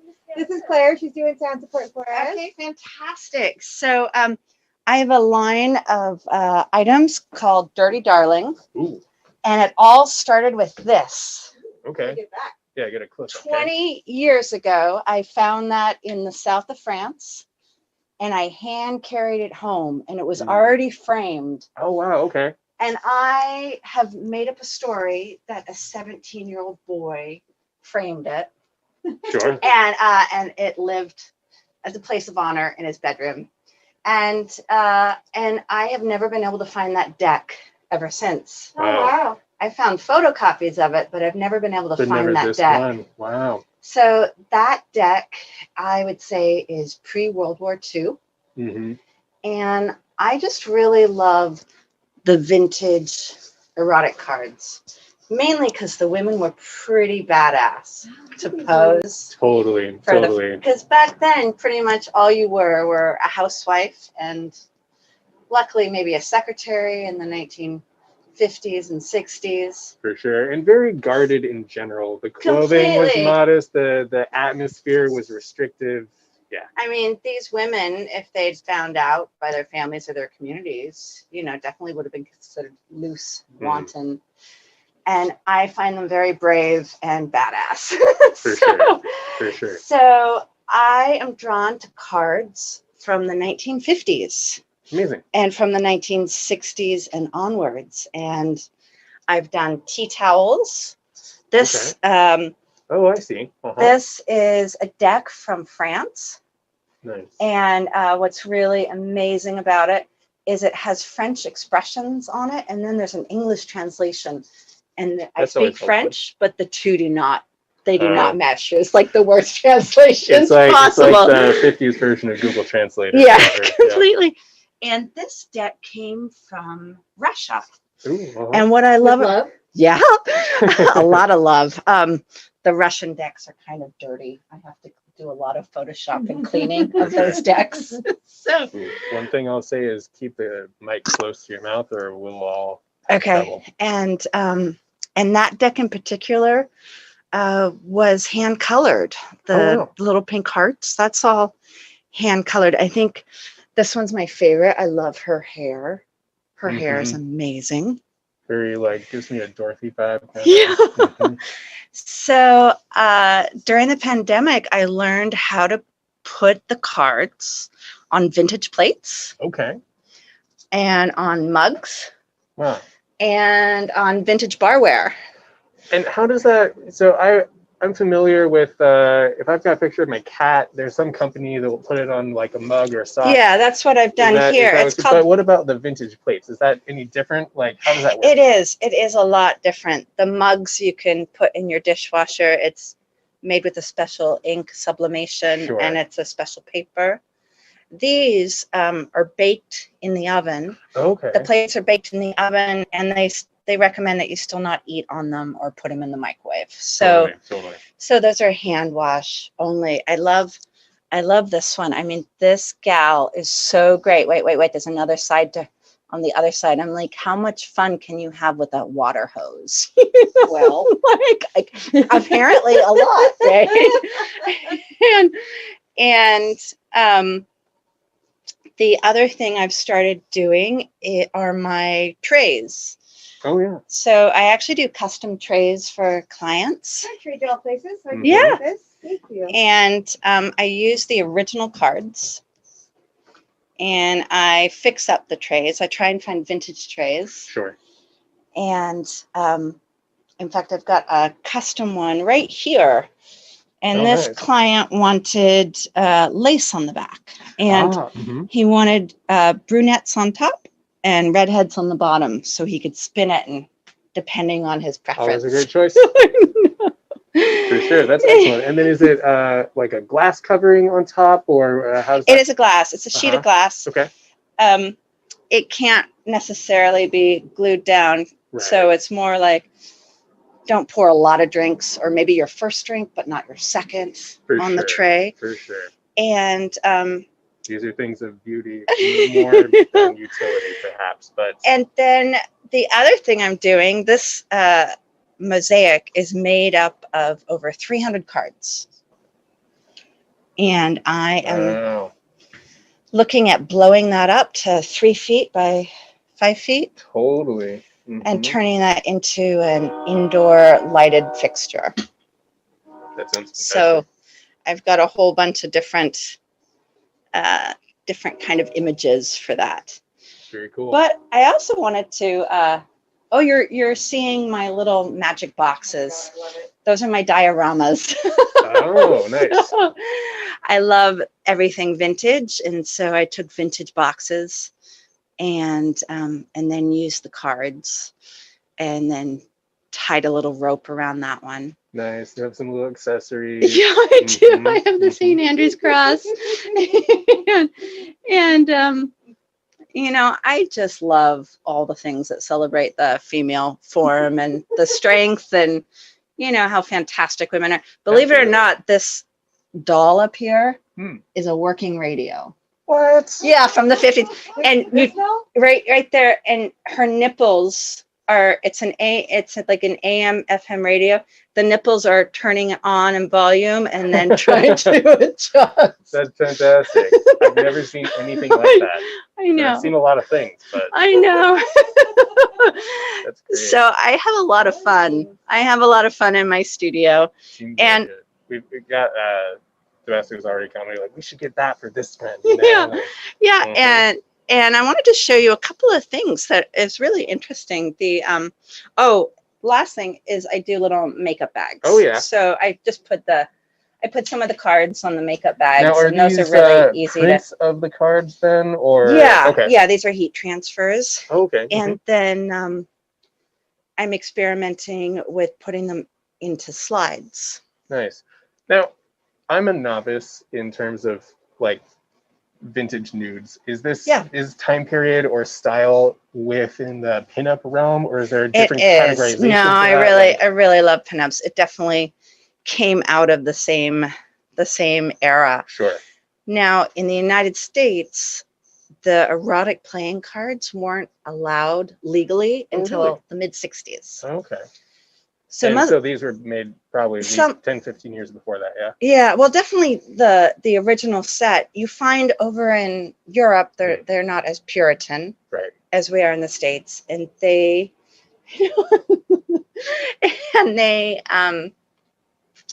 had a lot more lax not controls, but they, viewed the female form as art. And when these were originally sold in the States, they were sold as artist model decks. Gotcha. Mm-hmm. So the actual decks.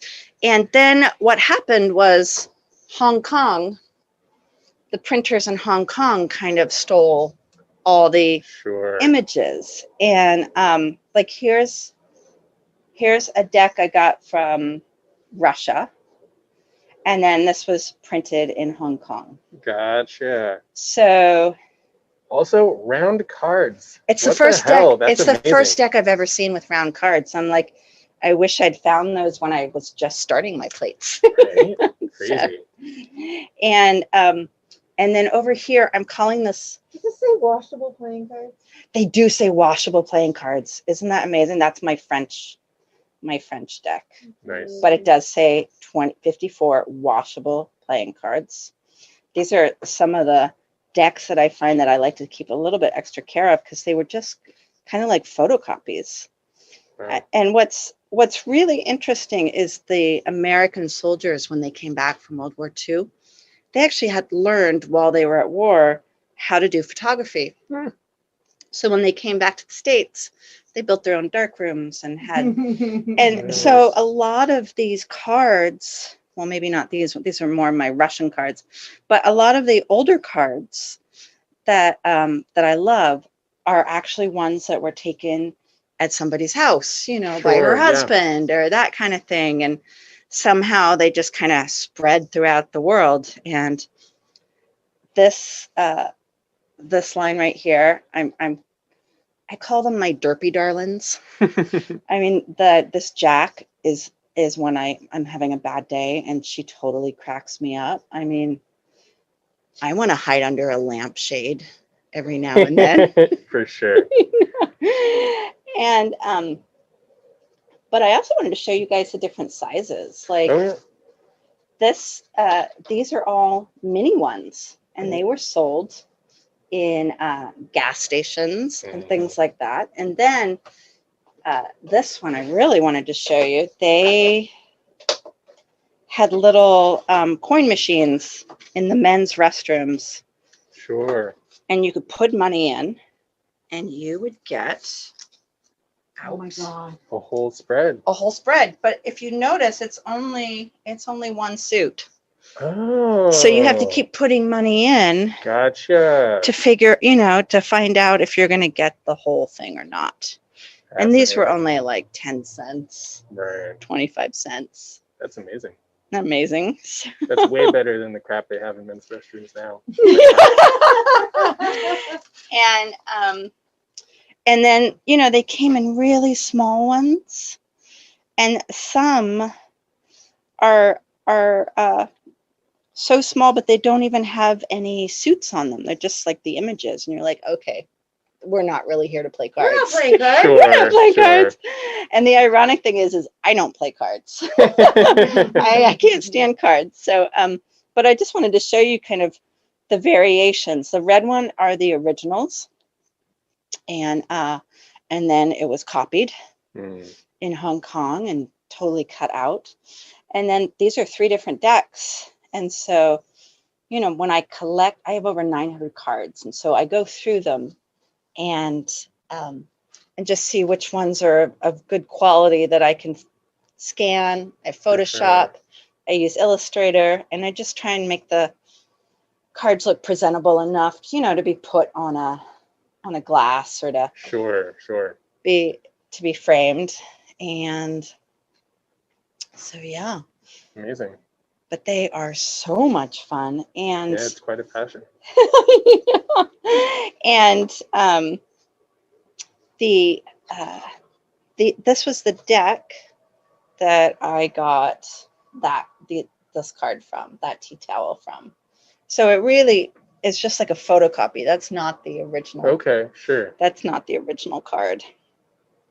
And I haven't opened the back of this one yet, and I'm kind of wondering where are the rest of the cards, because it's 7 through ace, and I don't know if there was a second one and it wasn't being sold, or if those are the ones that he handled. Right. So, maybe. Yeah, a lot is lost in history, it seems, you know? Yeah. No. Very cool. And, but I try and get vintage trays. Oh, yeah, on my shelves. I dig it. Yeah. I like that really thin tray, that tiny little tray. I'm wondering, you know, what would that be used for? I mean, you know, 2 martinis, sure. 2 martinis. I like it just on a bar where you could just display it, or absolutely have it be to collect your keys and your change, or totally, you know. So oh yeah, I mean, there's plenty of uses. It's just interesting thinking about, I'm gonna make a tray, I'm gonna make it this small, and it's gonna be perfect, you know? Yeah, that's great though. Yeah. I like it a lot. So that other big tray there, I'm just starting to work on it. I tend to do my trays by color. So all of my cards are divided into different colors, and not by suits. Sure. But for custom orders, you know, people can say, I just want queens, or gotcha, or that kind of stuff. So totally. So speaking of orders, we've got your information up on the screen, so people can, you know, find you, check it all out. You got something extra good, Kay? No, I just liked that transition. So you're taking orders. Yes.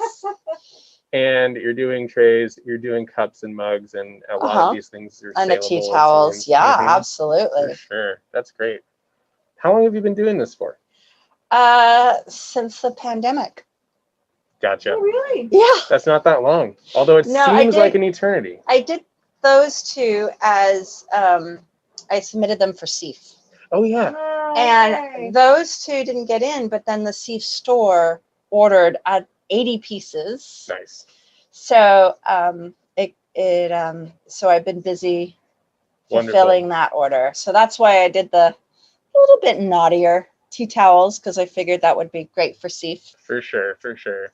So if anybody in the not so local crowd is listening, the Seattle Erotic Arts Festival is fantastic and tasteful and exploratory, and I highly recommend checking it out as well. Yeah. Mm-hmm. So you can find me on Instagram under Dirty Darlin Art. Okay. And I'll show you one of my little stickers. Oh, stickers. So nice. Dirty Darlin Art. And those are amazing stickers. They're Aren't also they really good great? stickers. My yeah. partner designed her for me. So Sweet. yeah. It's fantastic. And so I only just did the Instagram recently, so people are just DMing me for orders. So yeah. Slide into Dirty Darlin's DM Yeah, for it some. sounds like dirty and darling. It does, doesn't it?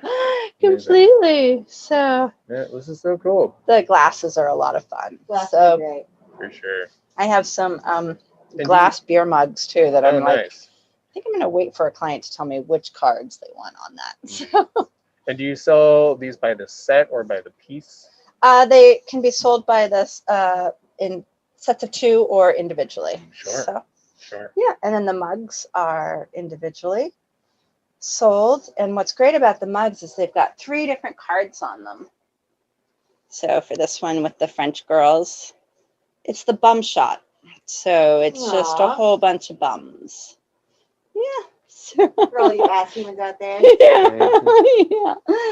So, and this deck came from the Ukraine. And what I love about this deck, they use the same model for all the suits. So here she is kind of being coy and taking off her bottoms. And then here she is, and she's covering up a little bit. And here she's just using the beach ball. So, yeah. Oh, I know. And I have been asked about boy cards. Mm-hmm. Oh, yes. I do have them. Boy cards exist. They exist. They're harder to find, and they are not as demure. They are pretty hardcore. And they're usually from the 80s, and I've been able to find some from the late 70s. Sure. So sure. I'm currently. Yeah, I feel like the 80s were very demure in general, you know. So. Oh my goodness, they all had the crew cut hair, and yeah, and just oiled up. That tracks. I remember it well. Yeah. Excuse me. So yeah, I'm working on trays with just the boy cards. Okay, for sure. So those make great bar accessories. Definitely something for every bar. Yeah. Amazing. Yeah. Awesome. Fantastic. Anything you're itching your brain, Kay? No, I just want to know if you have anything else to say. No, thank you. Thank you so much for coming over. I love sharing my art with everybody. So for sure. It's fantastic. Really fantastic. Yeah. Definitely. Good stuff. Thank you. Thank you so much again. You're welcome. I definitely have got, some ideas for some gift giving. So yeah. There's lots of track you down on options. Instagram. And every purchase comes with a Dirty Darlin sticker. So I just kind of throw those in. Yeah. Nice. Yeah. So very cool. mm-hmm. Awesome. All right, Word. What I are we doing? Are we headed to a commercial? I think we're going to go to a commercial. I think the viewers may or may not be happy to leave this space, but I'm sure whatever's up next is warned great. everybody that it was like 18 and over before you come in. It's a slice of history. It's art. This It's history. This kind of shows you my process. I start with a vintage plate, and then I take a look at all the different cards that might work with this plate. I see the colors. Yeah. I'm like, I'm sorry, honey. That's not your fault that you got a shot taken with you trying to eat spaghetti. I know it's not your fault, honey. You're gorgeous. So she's just going, hey. I know, aren't they? Yeah. So I just I look to see, and then some are just really odd. This is from a deck around the world. Oh. And all the women are supposed to dress like in special costumes. So she's supposed to be Dutch. Gotcha. She's some African country. She's supposed to be Polynesian, I think. So, and that one, maybe Ukraine or Polish. I really have no idea. I know, exactly. Oh my goodness. And then the other thing that's really been hard for me to find are women of color. Okay. Black and brown, really hard. For so sure. when I found that queen over there, For sure, she stuck out to me initially. She when we were is over in that amazing. section. That definitely is. That's from the 70s, right? Yeah. Yeah. Early 70s. Yeah. Oh my gosh, she's one of my absolute favorites. So I am always on the hunt for cards of women in color. For sure. So, yeah. So if anybody out there is a closet collector, let me just borrow them. I'll scan them and give them right back to you. Absolutely. Fantastic. All right. Well, we will, I'm sure, see you again in one of these amazing art walks. Thank you for being part of our very virtual event. So fantastic. It's great to be here. Yeah. Thank you so much. Thanks for coming. I love sharing it. So have a good night.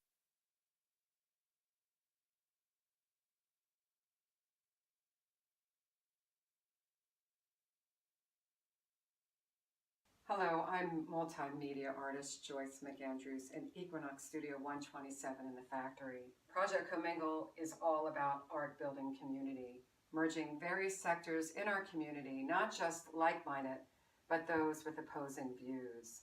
This project began in 2015 when I came across a hand-painted sign on the corner of a job site that read Commingle. I thought it was the construction team encouraging the community to all get along during construction of yet another city block. To my surprise, I gained unprecedented access to the site. After several visits shooting, I found the true meaning of the Commingle sign. It was not a community outreach. Instead, it was the area on the site that was more or less the dumpster. I followed the crew for 5 years at a time when our city was divided in regards to Amazon's growth. I documented the rise of the Troy Block and the Rainier Square Tower. I wanted to test my vision of the 3D panel concept. So I turned to the late, great Melinda Hannigan, known as the Rust Queen. Melinda had a studio in Big Blue. She created these large-scale, magnificent oil paintings of colors, textures, and markings on the working ships in the port of Seattle. Melinda granted me creative liberty to incorporate sections of her painting, which were photographed by Michelle Smith-Lewis, another photographer here. The panels were designed and built in John Kirschenbaum's woodwork studio in Big Blue as well. John brought my vision scribbled on a napkin to fruition. Hannigan's fleet surfaced, becoming the prototype for future panels, including the Troy Block and the Women's Marches in Washington, D.C. Future panels will include the Women's March in L.A. and Seattle, the March for Our Lives, Black Lives Matter March from 2018. Please visit my website. All panels and photographs exhibited on my site are available for sale.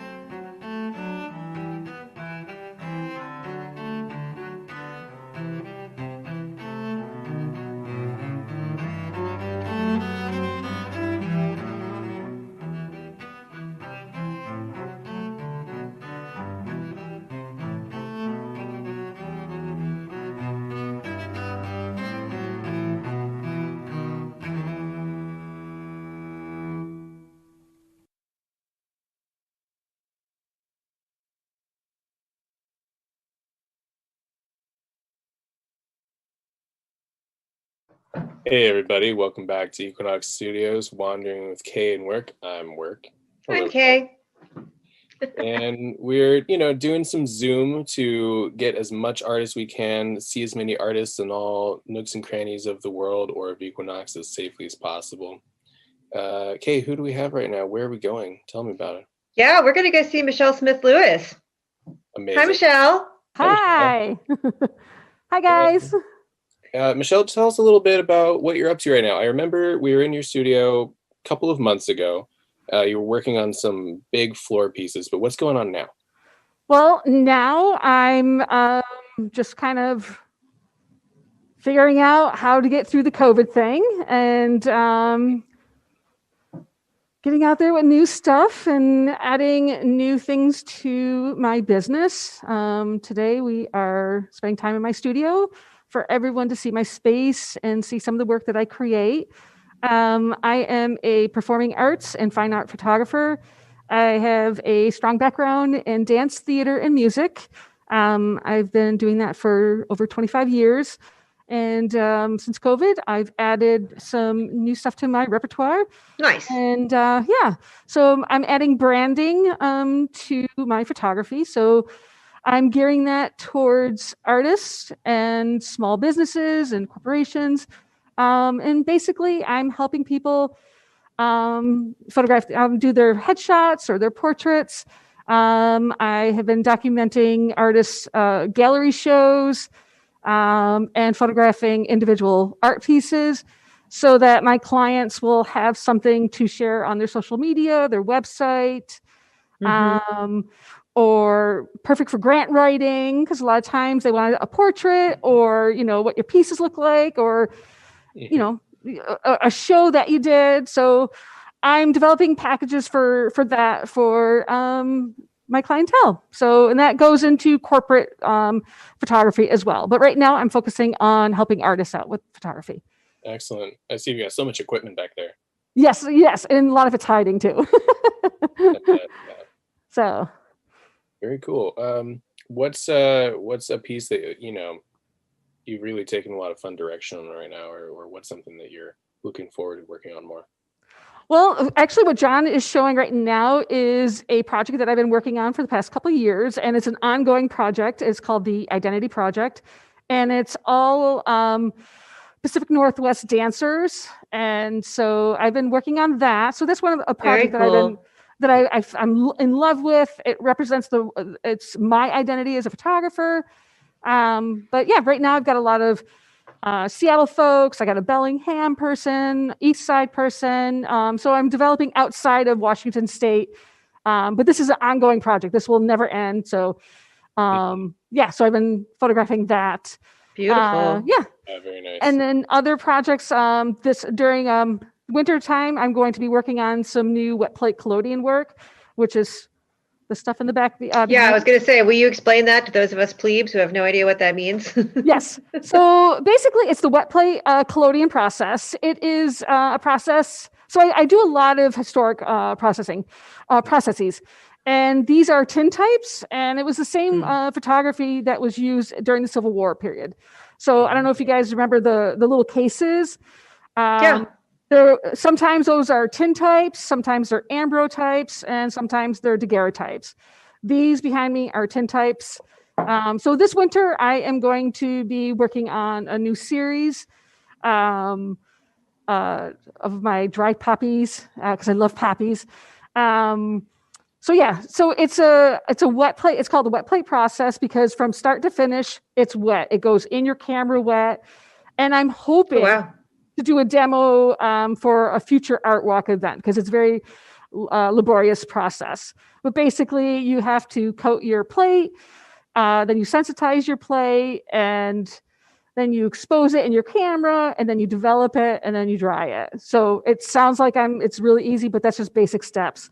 But it takes a lot of time to do, and they're very fragile, but they are amazing. So I'll eventually do a demo of those in the future. But I would not apply the word sounds easy to what you just explained. It's not at all. But I fell in love with this process, and I've been doing it for many, many years now. But yeah, so, and those eventually be available for the upcoming event. Excellent. So, and also I've been doing a lot of cyanotypes. And of course, you can see some of my old pieces from several years ago. And I have a little surprise. I'm going to be giving a demo after this interview. So, yes, so we're going to head over to my home studio and I will show you this process. Amazing. Yes. So it's a fun and easy process. I actually like breaking it. So if I'm having a tough time with my collodion, I'll just break out some cyanotypes just to chill out and relax because they're super easy and fun to do. And actually, it's a great project that you can do with kids, especially during COVID. But you know, nice. when there's sun. That's awesome. Yeah. And that demonstration, I'm sure we'll have access to it, you know, through our wells. But is that going to be on your website as well, or you know, where is it farther reaching? I think this will probably go back onto the Equinox website under my profile. So yeah. Perfect. Right on. And We've got your information. Oh, sorry, Kay. You know, no, I was cutting you off with what you were just about to say, Work. I was just going to say before we go and watch that demo, you said you're doing brand work for artists. Are you taking new clients if people are looking for that kind of work? Yes. Can they get a hold of you? Yes, they can get a hold of me at nice job, Jonathan. Good job, camera guy. Well timed. Yes. So you can email me at michelle@msmithlewis.com. Thank you, John. Yeah, that was really well done, dude. Very so cool. yeah, thank you. Awesome. Well, it all looks fantastic as always. Yeah. I love just coming in and, you know, staring at everything. And the was it the Identity series? Is that what it was called? Yeah. The Identity Project. Yes. Exactly. Yeah, I love that as well. Just seeing like, you know, what everybody's giving to their own shoot as well. I think it would be. Oh yes, fun yes, to do, yes. You know, I don't have, or at least I would say, I'm sure many artists say the same thing. I don't have much identity as an artist, but I love seeing other people do it. But you do. You know, we all do. And with this project, that's where I discovered, like, wait a minute, this is about me too. It's about how I photograph people that, I mean, my dance images are completely different than a lot of other people's dance images. Totally. So this is not really a traditional way of dance imagery. A lot of times it's the white or gray background and it's all pretty. And oh, right. I love that raw feeling. And I need to share that I have photographed 2 Equinox artists in this project. So Dana Hansen from bass and Stella Kuntz from Yeah. I'm like trying to look for her picture. So yeah. yes. That's fantastic. Artists serving artists. Yeah. That's awesome. So, oh yeah, and Peggy is in the series too, but not on the wall yet. So, and Peggy is from bass as well. Nice. Yes. So, I guess keeping it in the family. So. Awesome. Yeah. Well, I'm excited to check out the demo coming up for sure. I think any questions I have will probably come up like later tonight when I'm sleeping. But Kay, do you have anything to add at the moment? I don't, other than saying thanks so much for giving us a tour around your studio. It's always great to see you and your work. Thank you. Is there anything else that you have to say before we switch over to your demo? To the people or to the world in general? Or I am so grateful for you guys doing this. So thank you very much. Thank you, Tabasco. And please, everybody out there, help support your local artist. This is an amazing time and we're all struggling, all of us, but I think if we all come together, we're going to get through this. So power to the people. All right. Thank you so much for doing this and off to my demo. Wonderful. Thank you so much. Thank you. Hi, guys. I'm going to teach you how to make one of these. Hi. Hi. Hi. Excellent.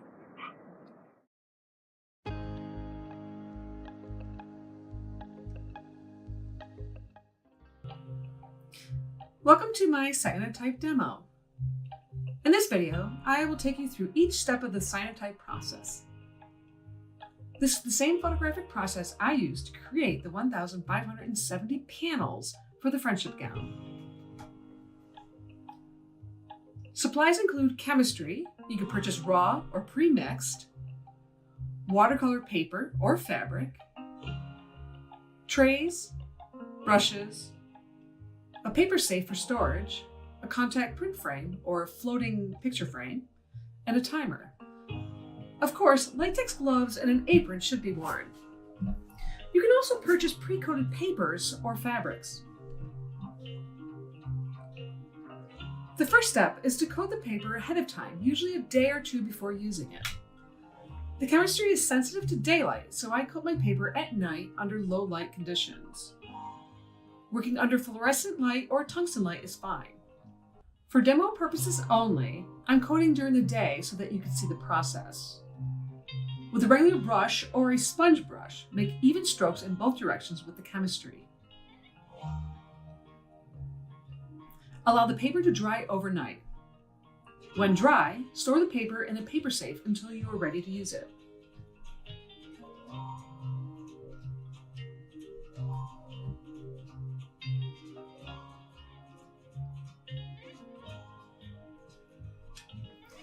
Now for the fun part, making cyanotypes. The only thing you need now is the sun and some objects. I use plants and leaves from my garden. For the demo, I'm using the floating picture frame, my coated fabric, and dried leaves from my collection. In a shaded area, I place my fabric on the backboard, then add my dried leaves. When I organize everything, I then place the plexiglass over the leaves and secure it with the binder clips.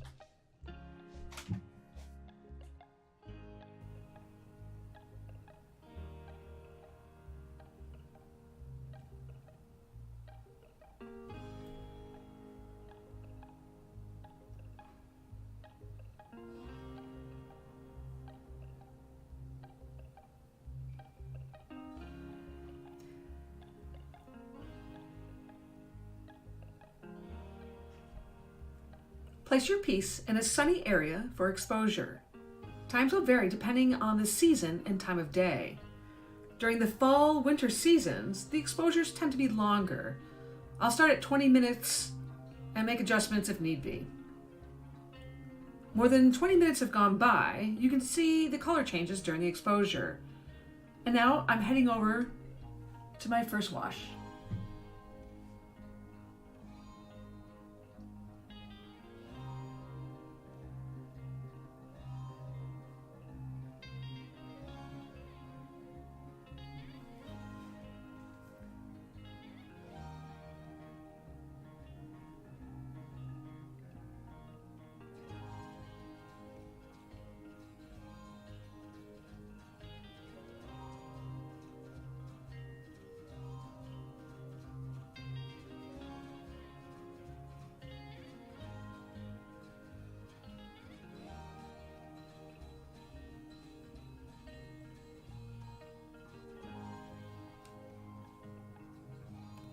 In my first wash, I added a little hydrogen peroxide to add a little contrast. This is where the magic happens. We went from a yellow-green coated paper to a slate blue during the exposure, then to a Prussian blue during the wash. I'll leave my paper or fabric in the wash for about 2 to 5 minutes.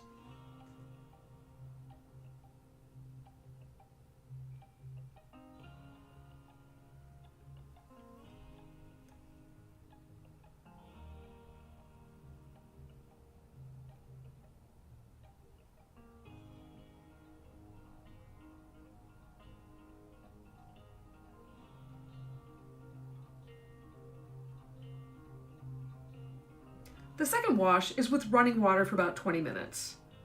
You want to make sure to remove any unexposed chemistry.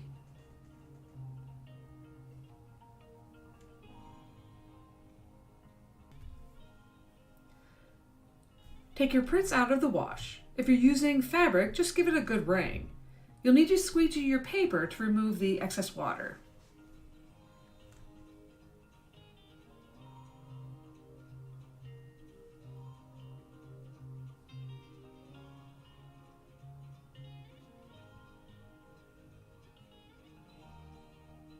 Hang both paper and fabric to dry.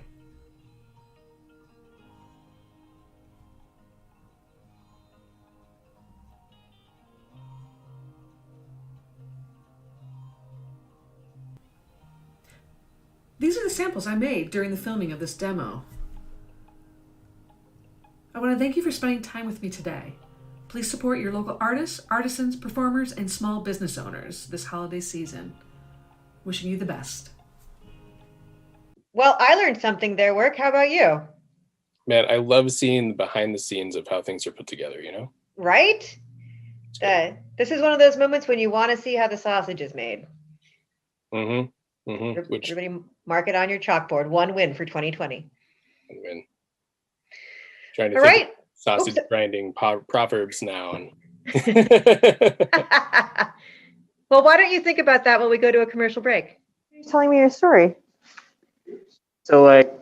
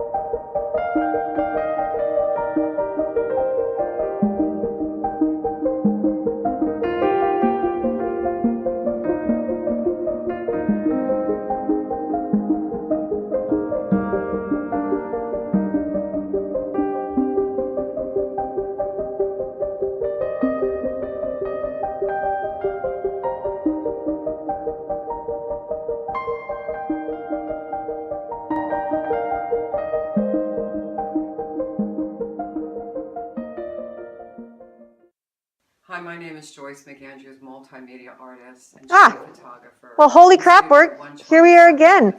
Another fun-filled night of ridiculous art. We saw so much really cool stuff. So much great stuff, and some new faces and some old faces. Yep. And some stuff that you can put on your ceiling, some stuff you can put on your wall. Some stuff you can put near your face. Mm-hmm. Mm-hmm. Amazing. Yeah, it was great. So we're so grateful to all of the Equinox artists we've seen tonight. I would list them, but I know I'd miss some people. Okay, I'm going to try. Sophia and Sid and Jeff, and then we had Lisa, and we went and talked to, oh, I'm forgetting her name, with the amazing pinups. Oh my gosh. So cool. We just met her tonight. Oh, yeah, wait. Oh, I've got a sticker. I've got a sticker. Darlin'. Dirty Darlin', yes, indeed. And Michelle Smith-Lewis. So fantastic to see all of you.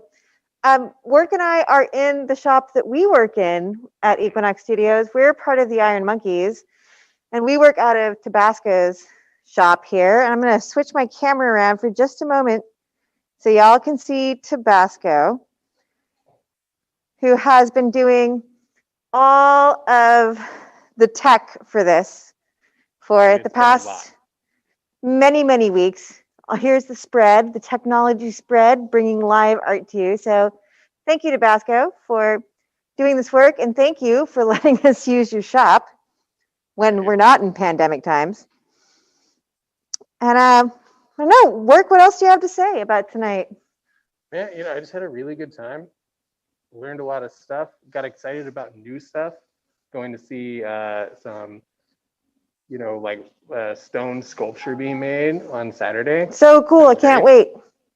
And yeah, just a great time. Another reminder of why Equinox is so cool, having so many artists doing completely different types of work with completely different direction, and all sharing spaces and riffing off of each other and having a great time. And I love it. I know, me too. Can't get myself in frame here, but so we have one more night, right? I'm really having. We'll be back. Wait, can you and I both actually get in frame? Maybe.